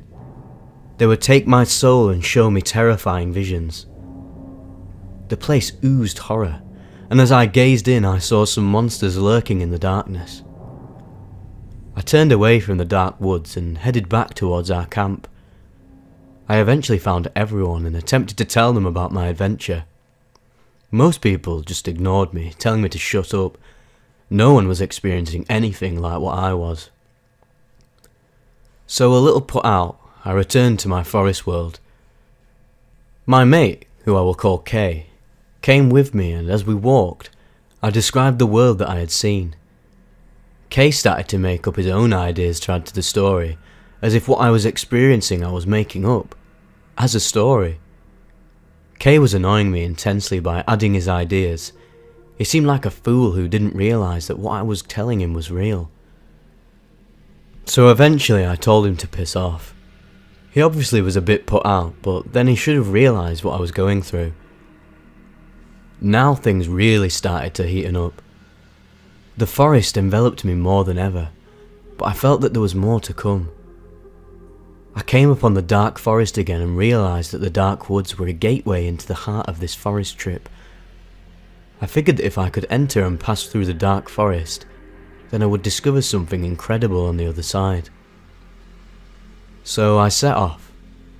As I walked, more like stumbled now, the evil forces of the dark forest tried to entice me.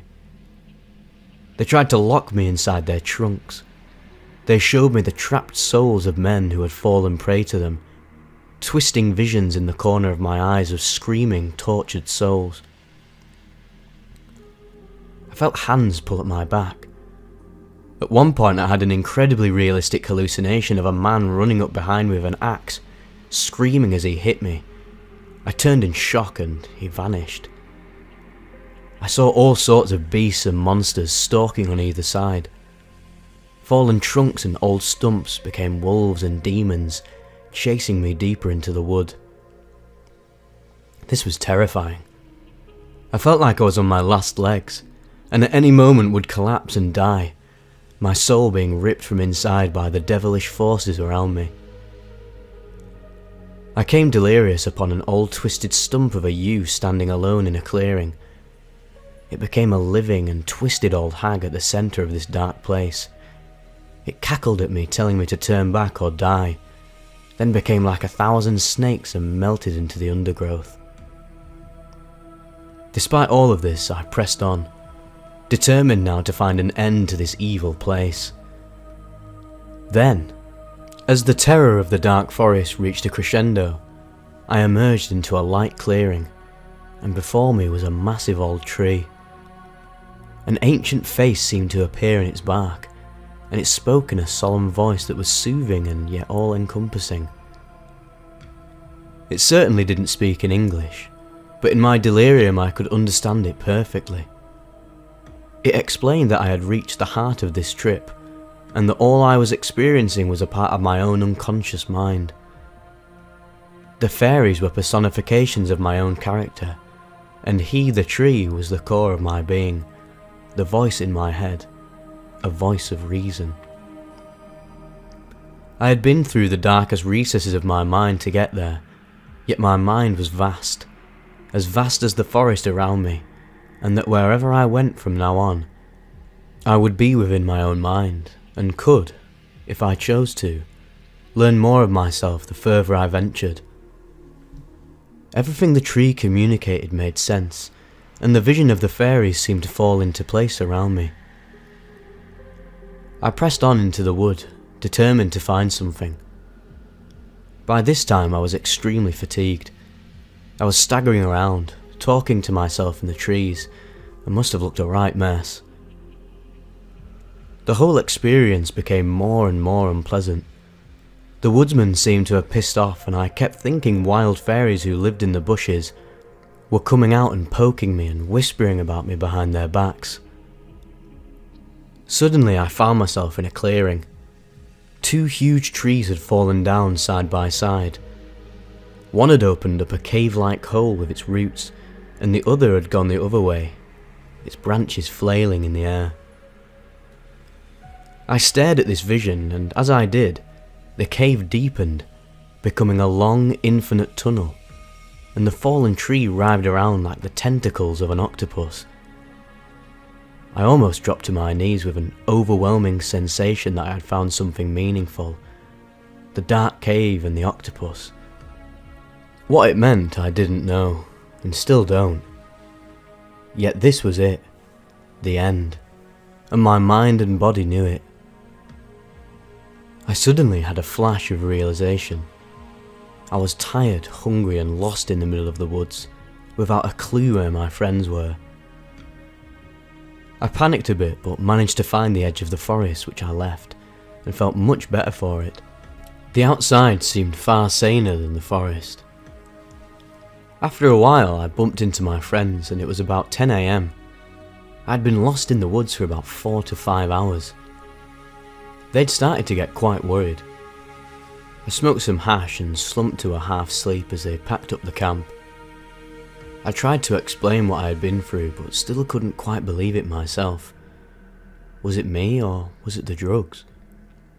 Had I just had an eye-opening revelation into the true nature of the forest? Or was I suffering classic speed-induced psychosis? I needed a psychiatrist, or better still, a witch doctor to talk to. Upon returning home, I slept for about 24 hours. Long after my experience, I read about shamanism and similar cultural phenomenon, and discovered that such trance experiences are not uncommon after long periods of sleep deprivation or starvation. Was what I experienced something similar, but in an English forest setting? Maybe were we living in a society that understood such altered states of consciousness, I could have shared my experiences and maybe made sense of them as an initiation, or whatever they could be interpreted as.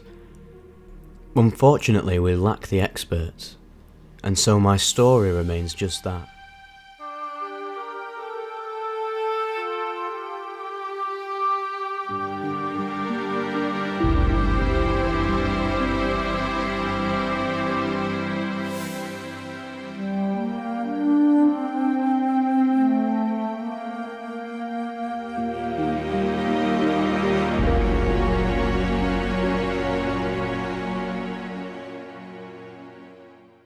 So just before the video starts, I wanted to give a quick shout out to what is quite possibly the most apt sponsorship I've ever come across for Vivec. Oftentimes I'll decline, 99.9% of sponsorship deals I come across because I just don't think Raid Shadow Legends is very appropriate for the sort of content on this channel. But I know a lot of you like to fall asleep to these report videos, and that's why I thought these cozy snug sleep earbuds from LikeMe really are a match made in heaven for this channel and its viewers. If you're anything like me, you might struggle falling to sleep on your back with conventional earbuds in. I'd always wondered whether there were any designs that facilitated side sleeping without waking up with a perforated eardrum. Not only do these earbuds work wonders for side sleepers, they boast high quality audio, are super lightweight and soft with various different sizes of ear wings to pick and choose from, on top of having 21 hours of charge when using the charging case. So, now you can all quickly and smoothly fall asleep listening to me recount the usual litany of mind-bending, reality-shattering experiences that we all know and love. If you're interested, please check out the link in the description, and don't forget to use the discount code Vivec for 10% off your order, valid up until the 9th of December. Anyway, we'll crack on with the video now, but be sure to let me know what you thought of the earbuds if you do end up snatching yourself a pair, and thank you to LikeMe for reaching out, I really appreciate it. Bigger Than God, an MDA and mushrooms trip report by White Birch, posted at earwood.org November 26, 2011. It was a Saturday in September, a beautiful day from the moment I woke up. The 2 weeks before had been very stormy, and it was nice to finally have a warm, sunny day. I was glad the weather turned out to be decent, since I was spending the day in New York City, about 4 hours from my house, with a friend of mine and a dozen or so friends of his. I only knew one person from the group I was going with, but everyone turned out to be very kind and like-minded. We boarded the train, and by 4:30 in the afternoon, we arrived in Grand Central Station. We walked around the city for a few hours, the group breaking off in various directions, and I spent the early evening with 3 other people.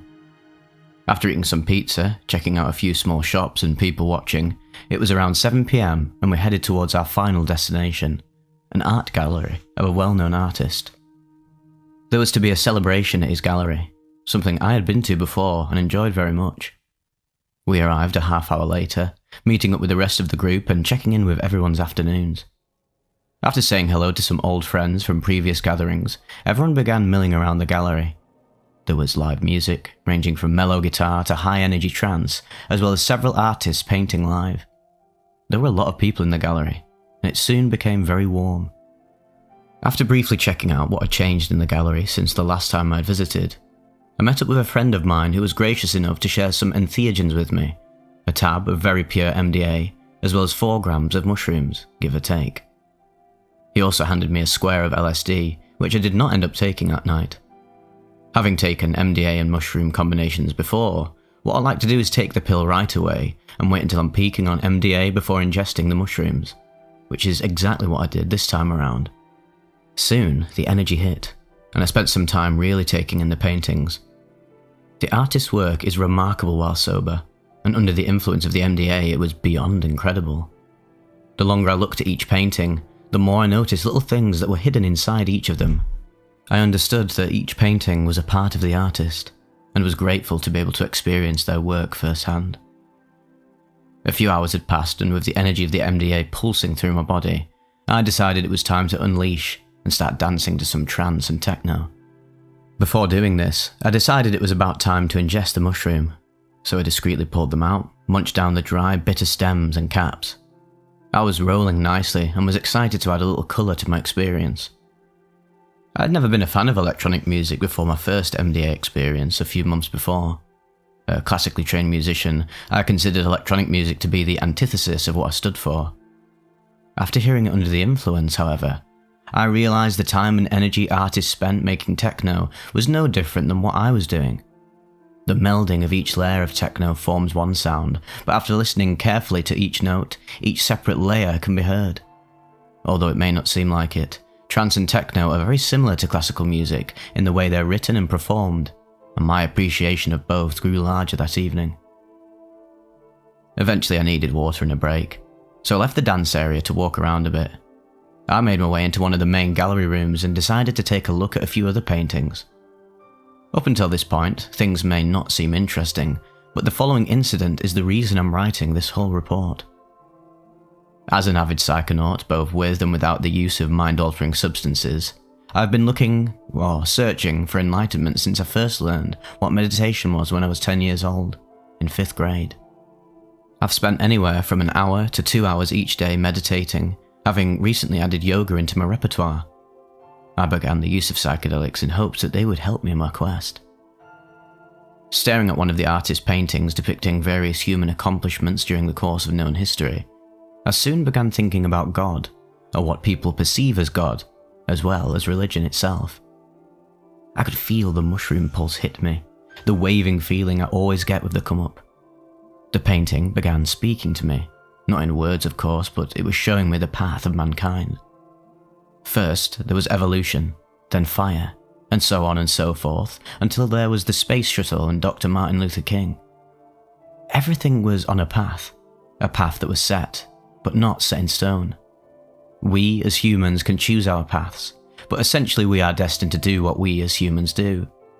There is slavery, but we realize the error of our ways and abolish slavery. The small steps are our own choice, but the big picture is part of a path. As I stare at the picture, which is at least double the height of me and double the width, my mind begins to understand the big picture. There is something bigger than me, bigger than Earth, bigger than Jesus, bigger than God. My mind is swirling with thought as the power of the MDA and mushrooms pulls through my body full force. Bigger than God? What can be bigger than God? The universe. The cosmos. Wow, my mind is on fire. I feel I may have reached the answer to my lifelong question of what is God, why are we here, what is after death, when it hits me. God is too small. Humans created their idea of God as a sort of middleman to understand the universe, because we couldn't understand why the sun rose or why people die. Nowadays, people have mostly discarded God because of science. I realised at this very moment that it doesn't matter if people believe in God, because he doesn't exist. Heaven as a life after death doesn't exist because what really exists is better than life after death, better than God, better than anything we could ever have imagined. Hurling around the sun on this globe, we are all just a part of something so large and incredible we as humans are unable to comprehend, and therefore we need to create religion to explain the unexplainable. Religion has a place, but the reason so many people leave the church as I had, brought up Catholic but so unfulfilled, is because there's no room for growth. It now hit me that religion is a part of the cosmos, but only a small part. Jesus is real, but he's only a part, not the end-all and be-all, not the alpha and omega, just a tiny part of a wildly huge and magnificent thing. Religion, I realised, should be treated like school. Go and learn until you can't learn anymore. Take what you've learnt and apply it to your life, then move on. Move on to the next religion, or move on to something more important. Religion can only teach so much. After that, it's just repetition. You'll never learn calculus by going to algebra class your whole life. You need to take what you know and move to the next level. As my mind was exploding with these thoughts, my friend from home came over to me.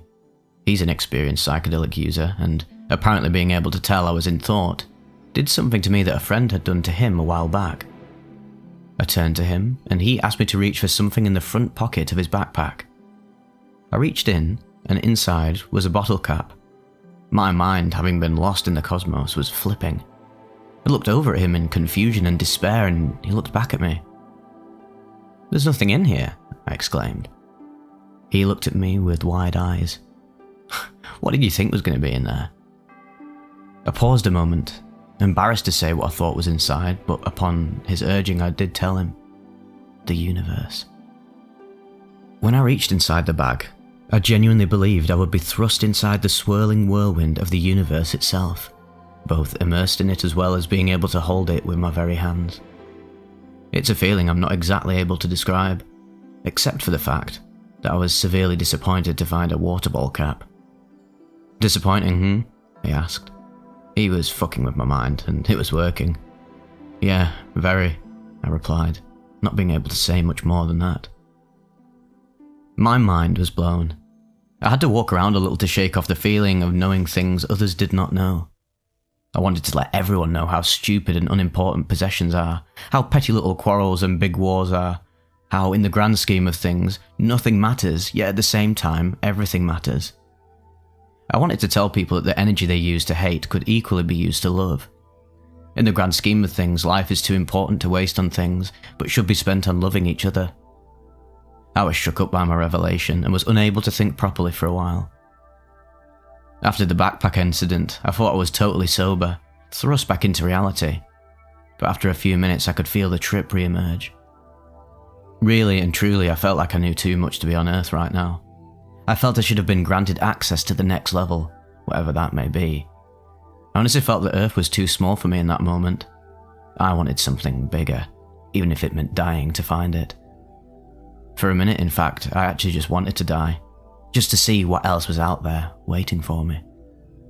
Of course, I wasn't able to die, and had to live on Earth and continue to go to my pointless job every day until what I really want to do takes off. I didn't know what else to do at that point, so I went and danced for a little while, but my heart wasn't really in it. I ended up spending the rest of the night in another room, listening to some relaxing guitar playing and vocal moaning. And at 4 a.m, the celebration had ended. We headed back for the train to take a long, long ride home. I have taken a variety of substances in the past, searching but never finding. I finally feel I have found what I have been searching for all these years. I still meditate and practice yoga, as well as take the occasional weekend psychedelic. Although I now feel more relaxed when I use them, like I can enjoy the trip more without worrying what I can get out of it. I used to feel like I was always searching while on acid or mushrooms or MDA, MDMA, but now I can just have fun. All of my trips are enjoyable now. All the weight has been lifted off of me, and I am happy. When I hear of people getting upset on psychedelics, I wish I could give them my healing thoughts, but alas, I cannot. Many people jump into drugs for many reasons, but spiritual enlightenment isn't always the point. When they realise how tight and weak their minds are, it can scare them. I feel that my dozen or so years of meditating and mind searching has given me the mental strength to not only handle psychedelics, but also to utilise them as the tools they are. I am now free from searching, and at age 24, know what I believe is the meaning of life. This isn't something I go around preaching, since I know people won't understand or, honestly, even be interested in. But it does give me the hope and power and guidance to live each day the best I can. I don't believe in a heaven like most people do, life after death and meeting loved ones sort of stuff. But I do believe there is something after we die. I guess I'll just have to wait and find out what it is. I'm so happy and grateful to have experienced this. I wish more people were open to psychedelic drugs, to be honest. I know it doesn't make world peace possible, but I do believe it would make everyone's own life a little better.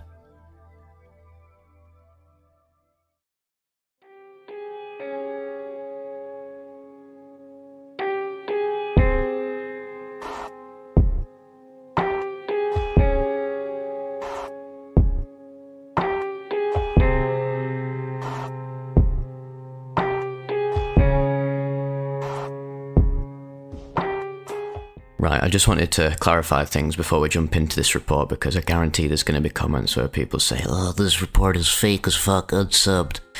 So, for me, there's probably three explanations for what went on here. The first is that the woman experienced cocaine psychosis after abusing the stimulant for, say, days on end, which actually is more attributed to the lack of sleep that comes with abusing stimulants like coke. The second is that it could have been one of these psychedelic stimulants that they got sold as cocaine. It could have been DOB, DOC. If you look them up, it's possible to actually hallucinate things on them because they're more hallucinogenic. And the third explanation, however the least likely in my opinion, is that this actually was cocaine, and that the woman herself, she describes that she has past experience with tulpas, so she's obviously quite a mystical, spiritual person. I don't know what she's doing, abusing cocaine to induce these visions, but whatever, you do you. That she's some form of genetic outcast and can actually induce these types of experiences through stimulants. I have no idea, but regardless, this is a really interesting report, and I know you guys love anything to do with entities, so we'll jump right in. Open-eyed entity hallucination. A cocaine trip report by Gebula. Posted to earwid.org, April 28, 2022. This was a 5-minute, stable, highly interactive, open-eyed entity hallucination that I narrated to my friend in National Geographic style detail. Physical contact was felt. It was very strange that what was advertised as cocaine caused this, but I don't think many people make any kind of an attempt to hallucinate beings on cocaine in the first place, whereas I did, using past experiences with tulpas. Check them out on Wikipedia. So take that as you will. This cocaine was tested with a fentanyl test strip and came up negative. The main being I will focus on describing here was a spider that was exploring around me on my bed, and at some points, even crawling onto my friend and onto me. It would change size and build slightly at times, and range from roughly quarter-sized to rat-sized. It moved its legs in this very cute, scrambling, goofy and expressive way that looked distinctly cartoon-like and benign. Despite an overwhelming majority of positivity, there were 2 distinct times at which the spider being developed a piercing mouthpart, along with a mosquito-like body, and it kind of pumped the mouthpart in and out of my friend's back. Then later, through a seam of my pant leg, it put up a considerable, funny struggle to get through the seam.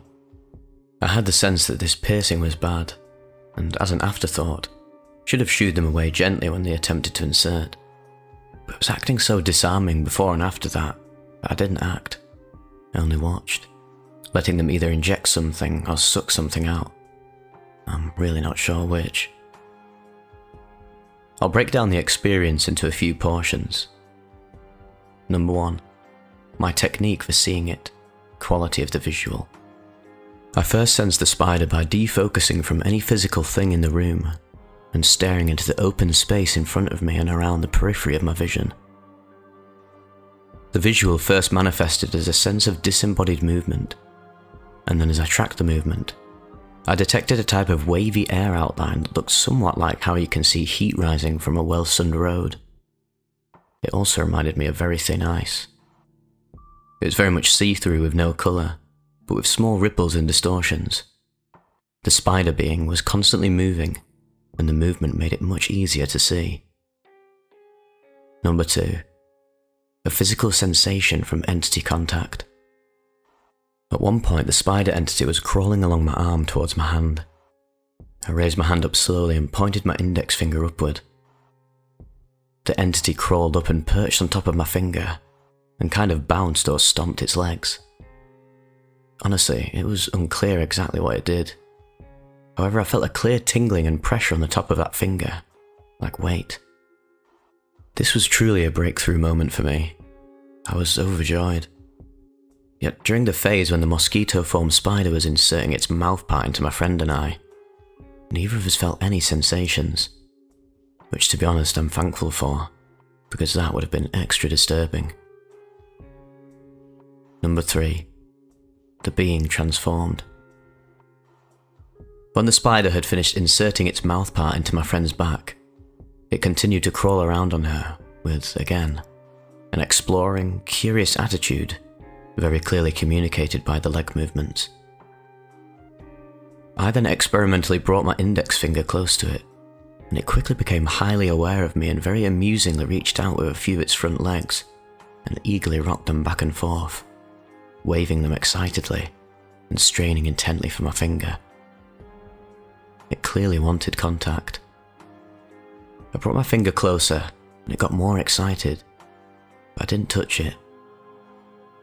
Then, after several more moments of leg waving, almost as if a result of it giving up trying to reach me, it transformed into a small sphere made of the same immaterial wavy air that I described previously, which then expanded until it contacted my hand and began to balloon around it. This moment was interesting because I would half expect the substance to be able to pass through my hand, yet my hand left impressions in it. I removed my hand from the bubble's way and it continued to expand until it was about hula hoop size. And then it dissipated, or something along those lines. I've lost that moment now, unfortunately. Number 4. Perception of colour. At one point towards the end of the hallucination, the spider began to quickly create webs. One was created connecting my outstretched arm to the nearby wall. As I stared at the web, I noticed a faint bluish colour extending from the centre of the web in a rough circle with edges that slowly fluctuated in different distances from the centre. This fluctuating bluish blob had a very similar look to the lava lamp-like blue blobs I see during the hypnagogic, sleep-entering state behind my eyelids. An additional detail was that the spider was constructing the web, but at the same time part of it, the circular part connecting each radial strand. It then began to construct itself with a single extending strand, bouncing very cartoonishly in this happy way from one radial strand to another. Number 5. An additional entity. Right before I decided to stop tracking the movements of these beings and move on with the physical world activities, as I was a little concerned they would get too interesting and get in the way of my, albeit minimal, duties, I perceived another entity made of the same stuff as before, that looked to be veiled and a little taller than a human that was standing near the edge of the bed. I wasn't sure whether it was friend or foe, so I asked it aloud. It then reached up an arm and doffed a bowler hat that appeared on its head, which was at the point where I had to wrap things up. I then focused on my friend, and when I looked back at where the entity was, it was gone. Number 6. How I was able to remember as much detail as I did. I may not have been able to recall as much, or be as calm had my friend not been there to ground me. I got her okay to narrate the activities of the entities, so I was speaking aloud to her while they were doing the thing. This helped a lot, and I got the feeling that the better I was able to describe their activities, the slightly more visible they became. I had some very open, heartfelt conversations with this friend beforehand, and she was familiar with tripping, so I felt at ease to openly describe the activities of the being so without being judged. She was also very tired, almost sleeping at the time, which grounded my excitability at what was happening and gave me an important degree of composure. If I had been alone, some fear might have gotten a foothold. Number 7. Going forward.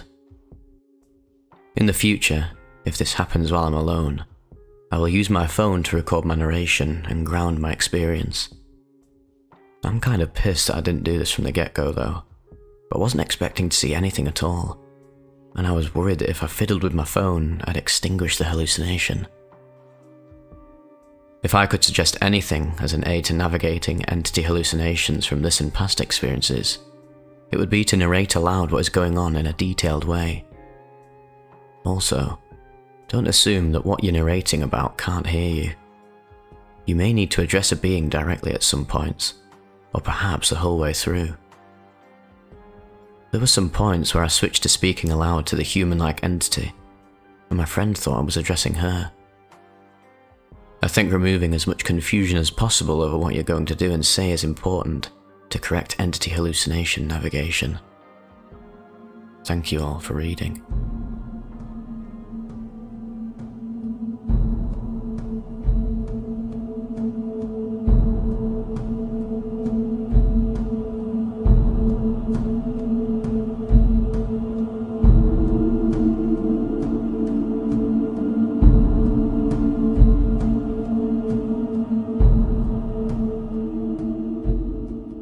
I did that a million years ago.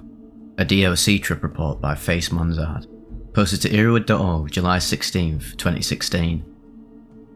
I thought I was taking 4 hits of LSD, a drug I've done quite a few times, and found out pretty quickly it wasn't LSD at all. I was with a first timer who took 2 hits. We ate our sugar cubes and went on a walk to pass the time. Once the DOC started to kick in, I felt sick. Half an hour later, I threw up, which I found extremely odd. We headed back to my house and chilled in my backyard.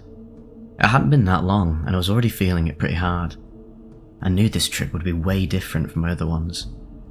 Still feeling nauseous, I focused on the night sky, that now was filled with billions of stars. Once we went inside, we got out paper and oil pastels. I tried to draw, but couldn't focus on it. I went upstairs to my room to get something. I don't remember exactly what, but I came back down to find 3 of our friends were at the door. I quickly and excitedly greeted them. For some reason, I ended up thinking we were in trouble and that they were there to help us. I said goodbye, closed the door, and went back downstairs to my friend. Out of the corner of my eye, I thought I kept seeing my one friend who had just left. I'd keep asking my friend, "Is Kyle here?" She would assure me no one was in the house. I sat down on my couch and the world began to weave. I couldn't make out anything anymore. All I saw was a weave design that kept shifting. The weave made a tunnel. At the end of the tunnel, I saw a flashing red and blue light. I thought, am I dying? Is the ambulance here for me? I asked my friend for help. I really didn't know what was going on. My body felt as if it was constantly shifting. No position was comfortable, so I had to keep moving. I could feel my friend cuddle me as I lay down on the couch. What do I do? If I stay here, will everything be alright? Can I just lie here and do nothing forever? Please do something. Fix this. Help me, I said to her. I knew she couldn't help me, so I asked her to call my boyfriend and have him come over. I eventually saw his face in the weave tunnel and I could make him out saying my name and urgently telling me to do something. What that something was, I couldn't hear. His voice changed into a rhythm that just kept on repeating. The next thing I knew, I was waking up on my bed next to him. The thing about DOC is that it made my common sense disappear completely. I accepted everything as it was and didn't question a thing. I was convinced there were holograms all about my room. I thought they were legitimate. There was everything, from actual people to tropical decorations to rain. Here's where the line between reality and hallucination gets very blurry. My boyfriend was there. He talked to me. He didn't try to have sex with me, which I hallucinated. He didn't talk about having sex with men, and he also didn't masturbate. All of that, the DOC created for me. My room turned into a tropical R&B club. I was convinced my friend Kyle created it. He created the music, the decorations, and he invited the people. I accepted that, and continued to lay there. My room now, I was convinced wasn't my room. It was Kyle's. I couldn't leave because his parents were downstairs. I decided to fall asleep and wait until the morning. I woke up and still thought I was in Kyle's room, so I waited. My boyfriend showed up and I was extremely thankful. He lay down on my bed with me and asked if I was okay. I had no idea what he was talking about. I didn't know I wasn't okay. The odd thing was, I couldn't talk in my own voice. I had the accent of an old-time southern black woman. Think of the movie The Help. Upon realising that I was still in my house, I felt foolish. My boyfriend and I went downstairs, and I found more holograms. They were all over my house. My friend woke up, and I immediately started apologising to her. I totally forgot she was there. Confused as to where the time went the night before, I felt terrible I forgot about her. She told me that it's fine, and she understands it could happen to anyone. But I was still confused. She asked if I remembered anything. I said yes, but still very confused. She left and I got ready for work. My boyfriend begged to call me in sick. He even went as far as to text my boss saying I was too sick to go into work. This actually made me angry, and I refused to not go to work. I thought I was completely sober. So I went to work, and yet again saw the holograms outside too. They were attached to my car somehow. They wouldn't leave, and I thought it was all my fault. The whole world was changing, and it would stay that way. The holograms were beautiful, but they were spreading, and I had no idea what to do. I was destroying nature forever. At work, I tried not to think about it, but I was obviously preoccupied and on drugs. I got yelled at and sent home by my manager, and driving home, I noticed the holograms got even worse. The strange thing about these hallucinations was that the world looked completely normal except for these holograms. Along with the lack of common sense, DOC made me believe what I saw was reality itself. There was now a second sun in the sky. There were planets, tornadoes, dancing giant fairies, and the world began to wilt and rot. Buildings looked like they'd been deserted centuries ago. I got home and called my boyfriend over. He cuddled me until I fell asleep. I accepted I couldn't fix the mess I'd created, and watched fog pour out of my ceiling as I drifted back to sleep. I woke up 10 hours later, finding that everything was back to normal, somewhat. I was very confused and asked my boyfriend what was going on. He told me something he should have before. The night I took the DOC, I fell into a time loop for 7 hours. I had a few phrases and names I found repeat over and over again. Should I go over there? Over here? I did that a million years ago. I've already done that. Ralph, Andrew, Kevin, Madison, Tara. What should I do? What those phrases and names meant, well, I have no idea, and I can't even remember saying them.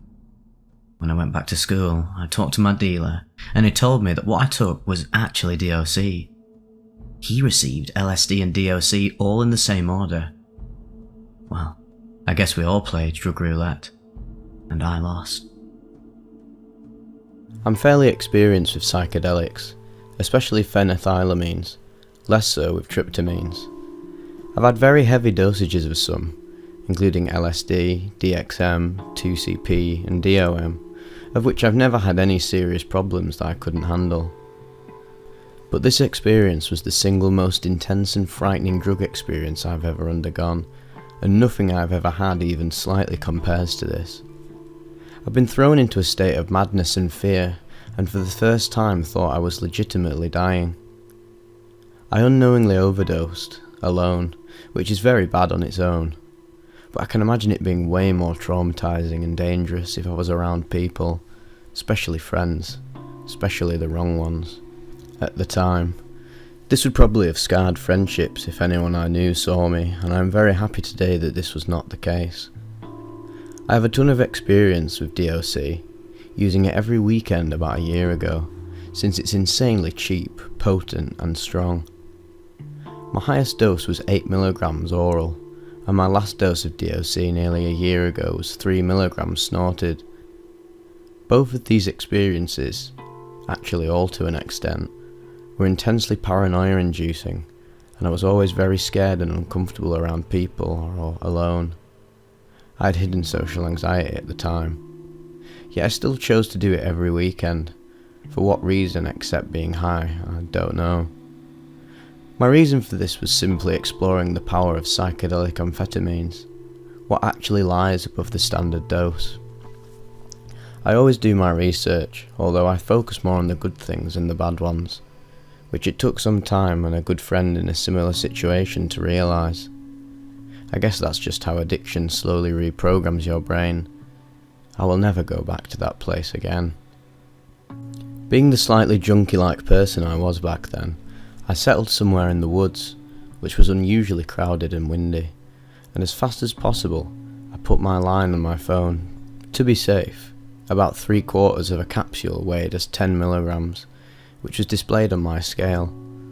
But only now I know that such small dosages on scales are practically unreliable, so I have no idea how much was actually in there. Probably 1/2 of a milligram of what was on my phone was also blown away from the wind. I suspect the dose to be anywhere between 8 to 12 milligrams, with analysing what it looked like eyeballed and what was left in the capsule. Note that I originally planned to take the whole thing. I snorted. There was no initial burn. Upon looking behind me, there was some guy walking his dog coming towards me, so I quickly got up and went. Pretty sure he saw me, but not what I was doing. I put on my beats, decided to play some trap music, say Trap City, etc. It took about 5 minutes before I felt anything. Now it started to burn slightly in my nose, and in what felt like an instant, the visuals just popped up, comparable to what you would see on 200 mics. Already there were strange body sensations, and I was unable to talk with the guy from before, which said something to me about his dog being shy and stuff. Luckily he didn't question me anything. 10 minutes in. By now I was on top of the hill, had a nice view, and then I knew I was tripping pretty hard, but was not dysphoric yet. In fact, I don't know what exactly I felt then. Everything looked extremely surreal. Colours were way brighter, almost blinding and simplified. There were also some patterns which displayed themselves on the field, transparent lines which swirled into each other. I only have that one image of what the field looked like, but not anything else I looked at, which makes me believe these were the first hints of amnesia or memory encoding failures.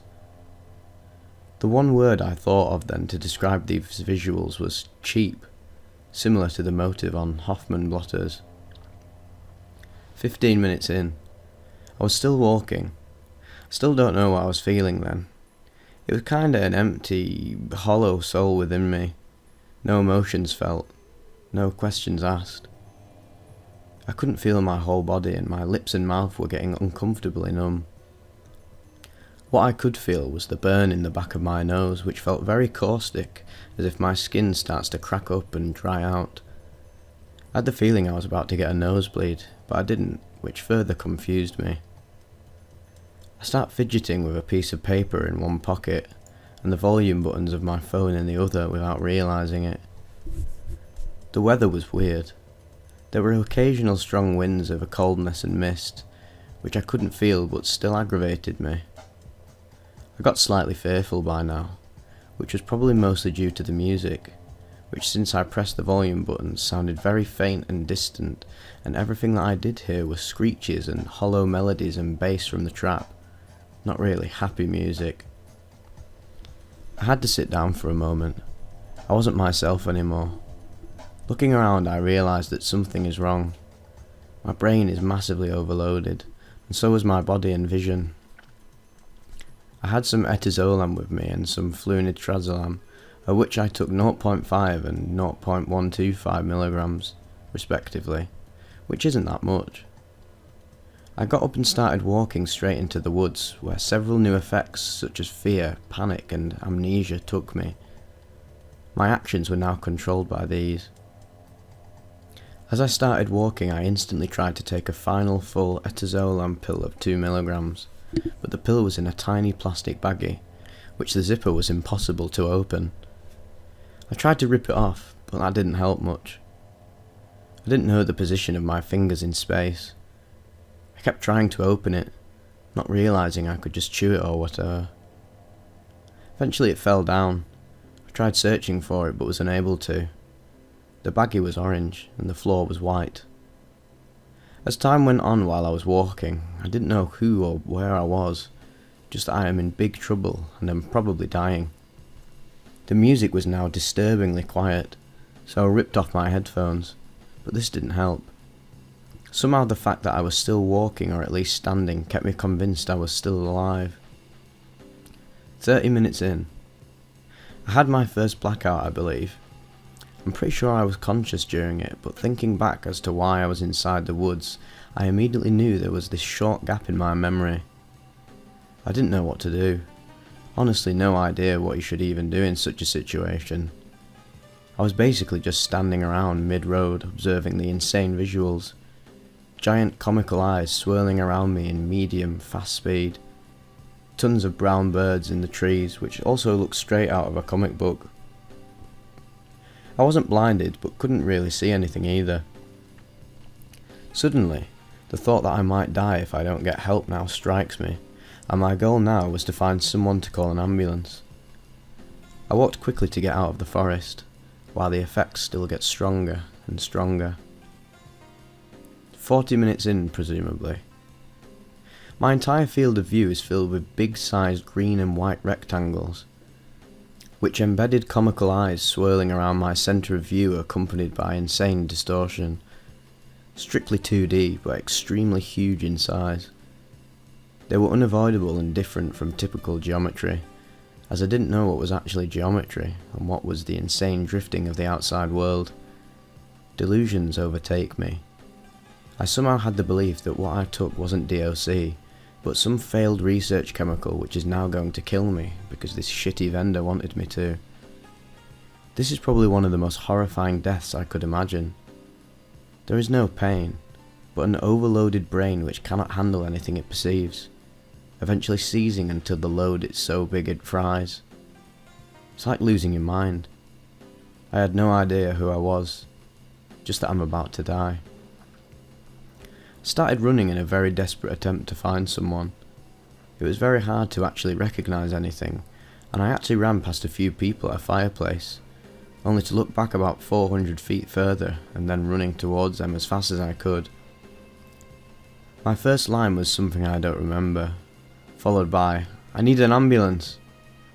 There was some discussion I don't fully remember, but I told them that I'm seriously not feeling good at all. Talking with them was very weird. I was like a child again, only using simple words and being very shy. Somehow I got the feeling they couldn't understand the current situation. I was clearly overdosing, and they still kept questioning what exactly the problem is. They called the ambulance and told me to sit down, which I did, putting my face in my hands, stooping into my legs. I was feeling less panicked since I knew help was on the way, but still I was heavily delusional. An unknown amount of time later, I blacked out until the ambulance came. The hospital is on the other side of town. It literally must have taken them at least 15 minutes to arrive. But my sense of time then was practically non-existent. It just seemed so quick, almost instantly. There is one memory of that period of this which is very hard to describe. It's that whatever my current state is only temporary, and that I will return back to control and then know who I am again. This thought was mixed with a vision of the states. First a line, then a scrambled appearing green tint, and then again a line, symbolising the initial effects, the part where I was gone and the part where I returned to myself. This is very hard to put in words, nor even I can't completely make sense of it. Synesthesia? I can't say. I've had an acid trip before which also had the initial high. Then it turned into a bad trip, and then I was feeling good again, roughly. This is what I thought of. As the ambulance arrived, I woke up, looked around me. I thought that now I was back to normal, but this was just another delusion. Everyone was still here, their faces very distorted, but one of them I still think I know how he looks like. I again asked in a very slurred manner that I need an ambulance. The guy told me it was here, that this is what I wanted, right? I don't think he was worried in any way, and I got the impression he was slightly pissed. I looked back and saw the ambulance driving down the road. Stuff from here on is very blurred in my memory. There are only bits and pieces, and every one does not make any sense, nor can I place these in a timeline. I don't remember seeing any of the staff from the ambulance, getting into it, getting out of it, nor anything that happened in the hospital. Side note, from the reports I've got, somewhere between me getting picked up and me falling asleep in the hospital, I was needed to be injected with a total of 3 milligrams of midazolam IV over 3 separate doses. My heart rate peaked at 160 beats per minute. My blood pressure was negligibly raised, which actually surprised me. By now I had no idea who I was, nor did I know what reality was. My existence was within hallucinations only. There was nothing I knew about myself. I just existed in this horrifying place outside the main world. Everything is dark, and these scenarios just played with me being the lead entity living in this place. Interestingly, I did know, for example, who the voices were that I heard, as well as if something was a human entity or not, or who it was. Maybe this is what you would call an ego death, at least partial. My memories are as follows. They are very hard to put into words and are possibly just insanity combined with delusions on a psychedelic experience. My first memory is getting into the ambulance and laying down. There's blood over my arms and I was feeling like shit, when later my body imploded and huge amounts of blood spilled everywhere. Everyone was in shock, as if I knew what they were feeling, even though I didn't see anyone. Not sure if what I saw was actually my body and the inside of the ambulance, or if everything as a whole was a hallucination. My one friend, who I randomly saw before the trip, plus another one from my school I go, were now with me in the ambulance. The first said, "Hey yo dude," and the latter, "Wow, cool," and was somewhat enthusiastic about my experience. Me on the other side was very embarrassed that they have to see me like this. Is this what was expected? The kid who does drugs finally overdoses and this is how far he is sunk. Of course, that's always how it turns out, and I am that kid. The ambulance somehow contacted them or something because they needed information from them. They were not actually present. Now there was mainly just blackness. I was not in the ambulance anymore and have slipped out of reality. I was in a bus and saw my ex-girlfriend along with my best friend's girlfriend. First, my best bro's girlfriend looks at me in a very seducing way, like it's the thing we all as friends do because we like each other, with lots of beautiful eyeliner and a very cartoony appearance, followed by my own ex-girlfriend which tried to look at me, but I accidentally looked away. Then I looked back and she looked back too. An awkward moment. I could feel her awkwardness alongside mine. Everything looked so unrealistic and dreamlike, which I cannot put to words. The movements were extremely fluid and very fixed, like how a computer renders animations. How one looks like when played forwards then backwards. The colours were very simple and everything had a rounded edge to it. Fast forward and I was hearing my ex-boss from years ago, whom I pretty much never think of, and my mum crying in the distance while I saw the ambulance I was driving in away from the place I was, but at night time. Neither of them were present as well. The crying of my mum really scared me. It sounded like as if she just saw me dying. I also have no idea how I thought of my boss from that place I worked years ago. Why was this hidden memory revealed? I don't remember what exactly the next scenes were, as everything became darker. I heard several different voices of jumbled and unrecognisable words and sentences, human sounds of extremely varying speeds, seemingly slowing down then talking 3 times faster mid-word. I didn't understand a single word. Some I didn't get out of my head since then, not the voices but the memory of them. I can't describe what they sounded like, nor can I reproduce them. It's only the memory that remains. There were some emotions tied to them when I heard them. Back into the ambulance, my body had dissolved into my mind, and somehow I got the sense that both were the same thing and that we are all the same. I don't remember much that happened then, but every few seconds two separate things, no idea what though, merged into one, and both me and the nurses in the ambulance, if there were any, again realised that everything is indeed everything, while we also questioned, why can you even explain anything? I was somehow myself, and these nurses simultaneously. Again, I didn't see any, but felt their presence. 16 hours after initially dosing, I suddenly wake up in intensive care, completely refreshed, no trauma, no anxiety, no bad feelings at all. For the first moments, I had no idea how I've got there, but I was sedated and didn't panic at all. Visuals were still pretty strong, although now very beautiful and different from before, similar to moderate dosages. I was seeing a lot of women with my eyes closed, as well as shapes and green glows with my eyes open. The people there were really nice to me, and asked me where I was, and what I did, etc. But something told me that inside they were very annoyed and not really happy by crashing into the hospital and staying a night. One guy asked really obvious insulting questions, such as, "So, when's the next time?" or "So, when are we going home?" while having this convincing grin on his face.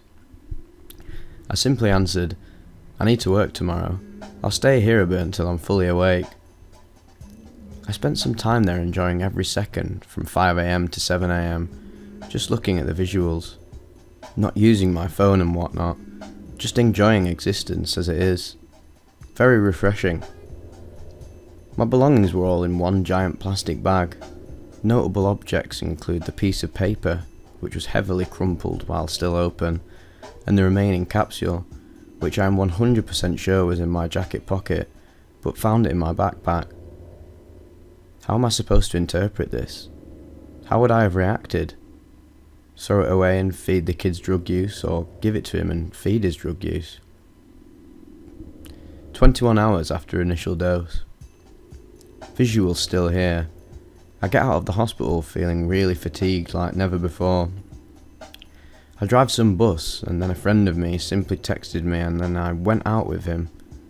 The visuals continued to probably the 24-hour mark when they disappeared. It was very exhausting to do anything, especially hanging out in bright weather. My nose was still burning a lot, especially when moving my nose up. The skin felt very cracked and not healthy at all. This continued for a day or so.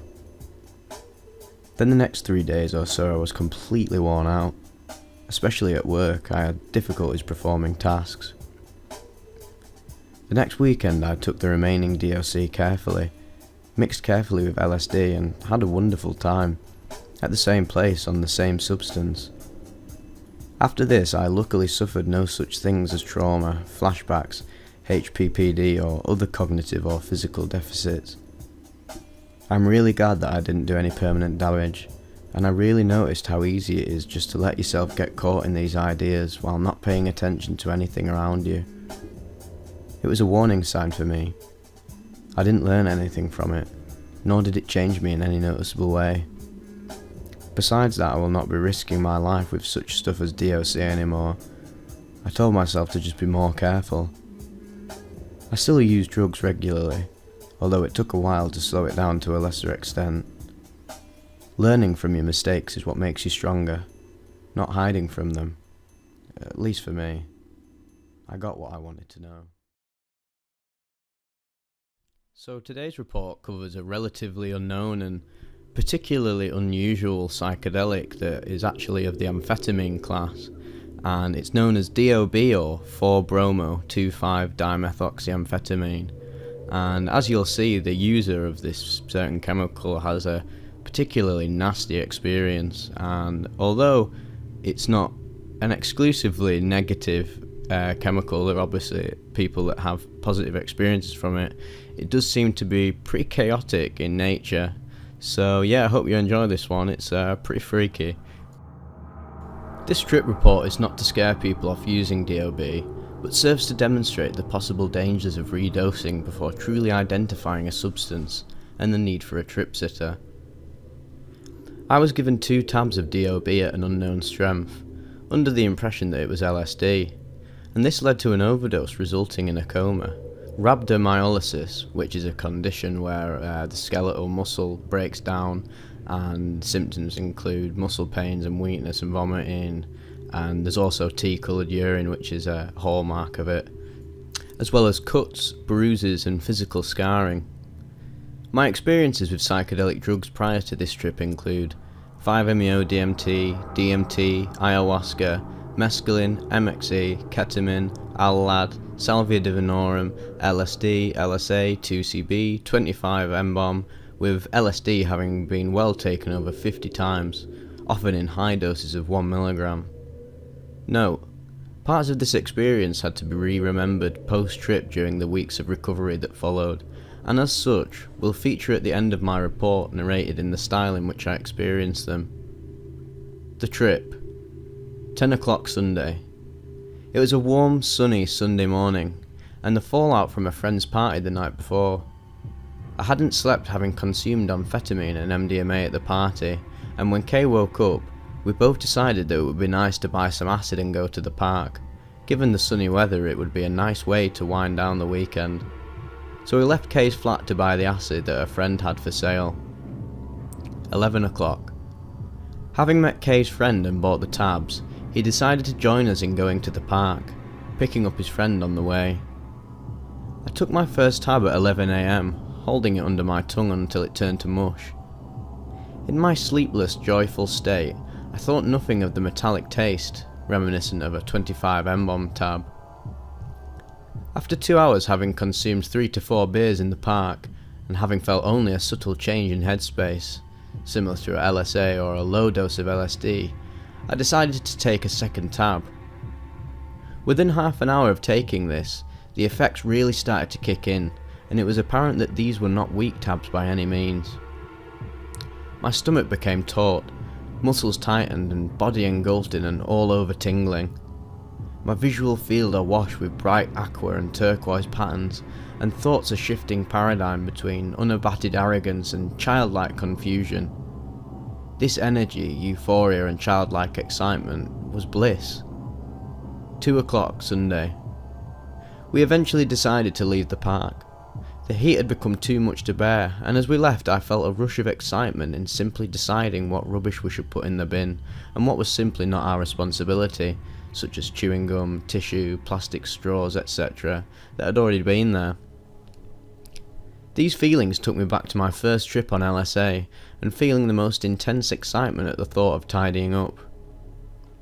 After leaving the park, Kay wanted to head back to her flat. I didn't particularly want to go, but joined her regardless. The walk there seemed to take forever in the blistering heat, and was extremely exhausting physically. By the time we reached her flat, I was literally dripping with sweat.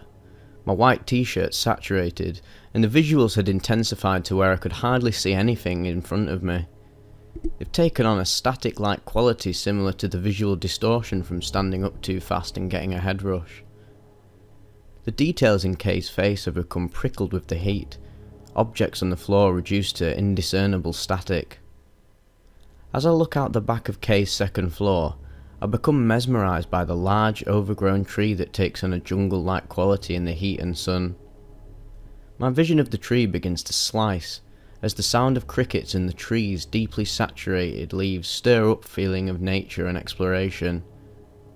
My visual haze fades and a wall of calm falls over me as I observe the difference between the hot jungle out there and the cool tranquility in the flat. With the tranquility and coolness, my ego falls away. My cockiness, excitement and egotism replaced with quiet, introverted thoughts and a willingness to simply observe. Social interaction becomes an alien concept as I turn inwards on myself. Subtle paranoia about having to converse with Kay creeps in. Conversations seem only to be a tool for others to impose their power and will on you, and in this state I am ill-equipped for any power struggle or conversation. 5 o'clock on Sunday. 2 hours later and I'm in a flat downstairs from Kay's with 2 friends. Kay has left to go to the pub down the road while it's still sunny. It's around 5 PM at this point. An awkward situation had arisen that led me to being in this flat. Kay had invited a friend over who insisted that we go and visit my friends in the flat downstairs, who she also knew. She did this by banging on the doors and windows to their flat in a very aggressive manner until she was let in. Whilst I had not been banging on the doors and windows, I felt guilty by proxy, and could see that my 2 friends clearly wanted to be left alone. All while this was happening, my trip was becoming more intense. At points I felt like reality was a grand play all being performed for me. I was sitting on a sofa bemused at the hostilities and arguments taking place before me, the only audience member in a cosmic play of my design. The flat was the only universe that I knew, and anything outside of it no longer existed in my mind. At this point I knew I was beyond functioning. My memories of what followed become fragmented and blotchy. Intensive care unit, hospital, at 12 o'clock on Monday. I woke up in an ICU hospital bed with a kind-looking chubby man at the end of it staring at a monitor. Coming out of both of my arms are tubes, 2 in my left and 2 in my right, 2 at the crook and 2 near the thumb. There is a tube also attached to my face near my nose. I notice a catheter coming out of my penis and instinctively try to remove it. The man insists I don't do this and removes it for me. I'm quite bemused by the situation, not understanding the severity of what has happened or how I arrived there. I am also still seeing the visual effects of the drug.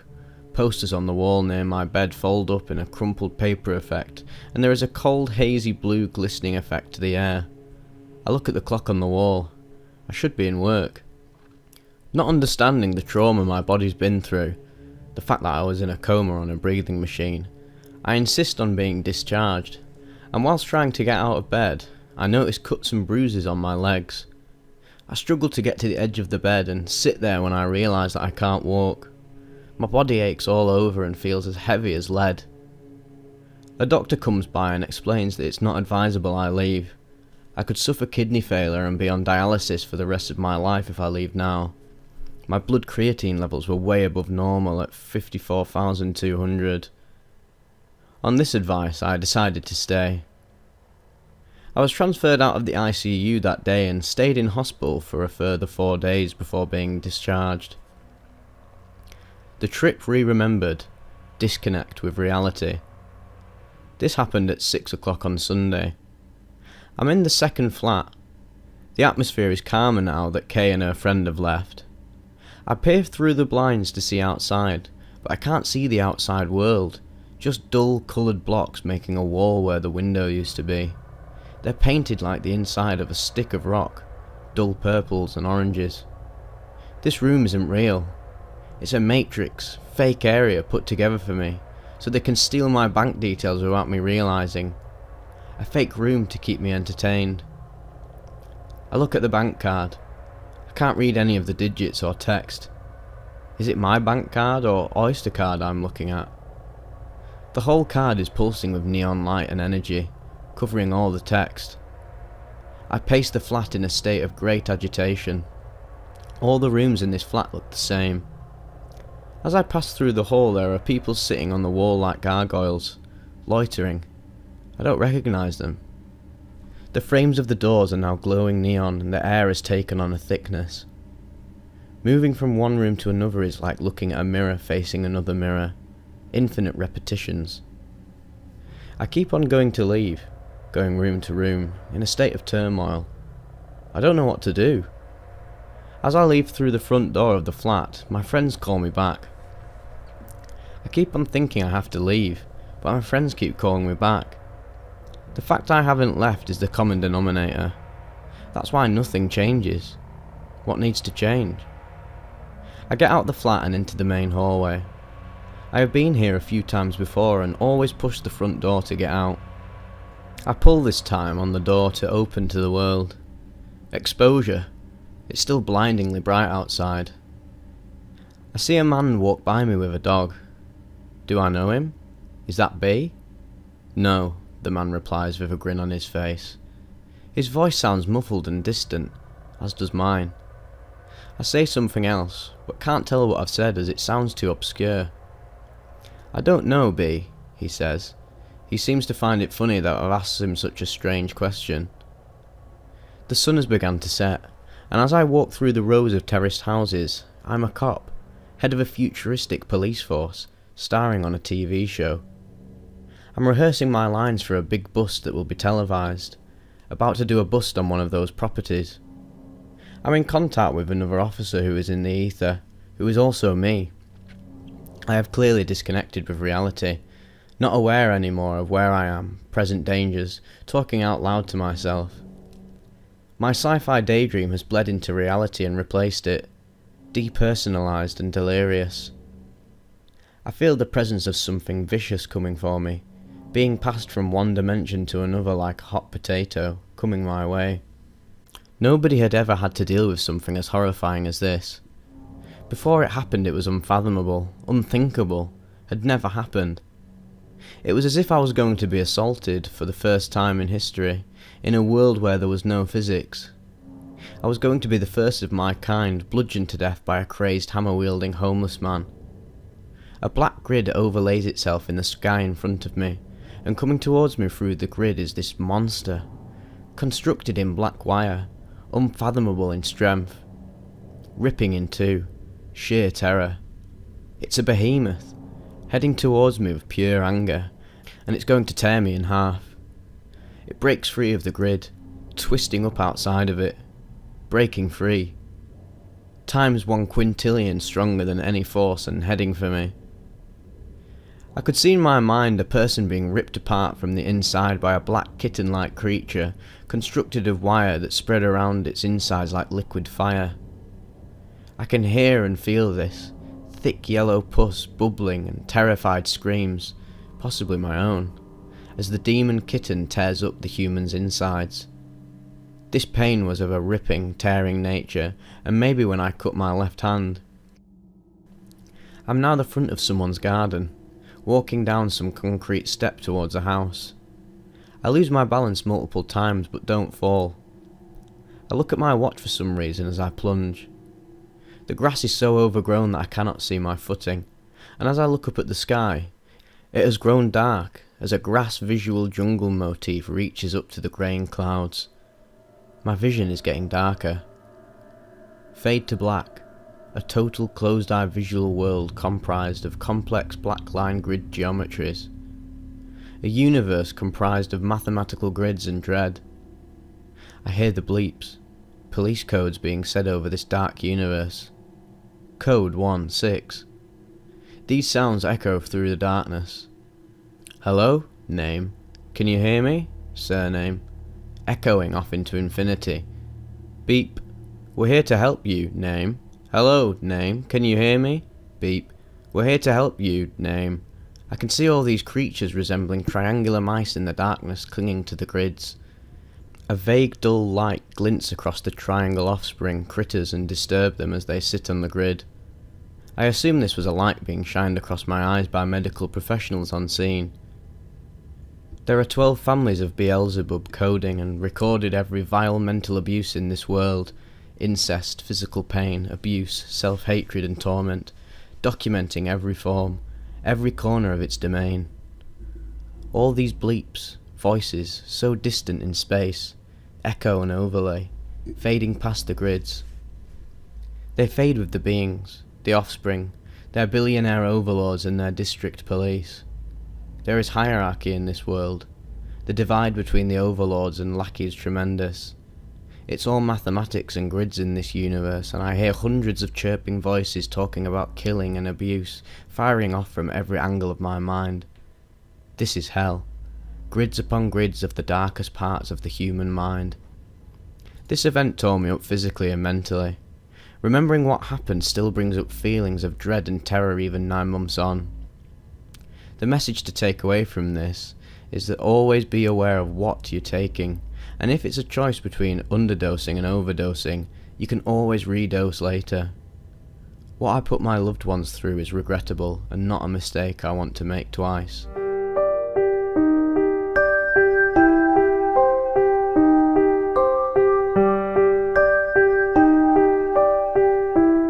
Today we're taking a look at another lesser known psychedelic known as DOM, or 2,5-dimethoxy-4-methylamphetamine. Psychonaut Wiki describes it as being a highly dose-sensitive psychedelic that is often sold on blotting paper and known for its strong visuals, body load and neutral analytical headspace. Many reports also indicate that the effects of this chemical may be overly difficult to use for those who are not already experienced with psychedelics. So yeah, I thought I'd just give you that little overview before we get stuck in. The Glory and the Terror. A DOM and sleep deprivation trip report by Prometheus, uploaded to Erowid.org on October 19, 2019. I have never wanted to write an experience report.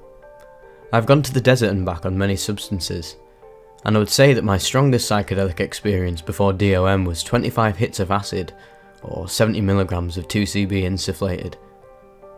This is a different ballgame, however.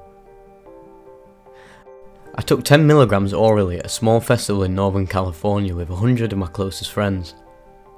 I knew that I was going after a Leviathan, and I wanted to be around all of the people who loved me in case I had a psychotic break. Please also note that I have never had any psychotic issues on any substance ever before. 0 hours. No noticeable effects. 1 hour. I'm beginning to feel a small amount of trepidation, a bit like my first acid trip. 2 hours.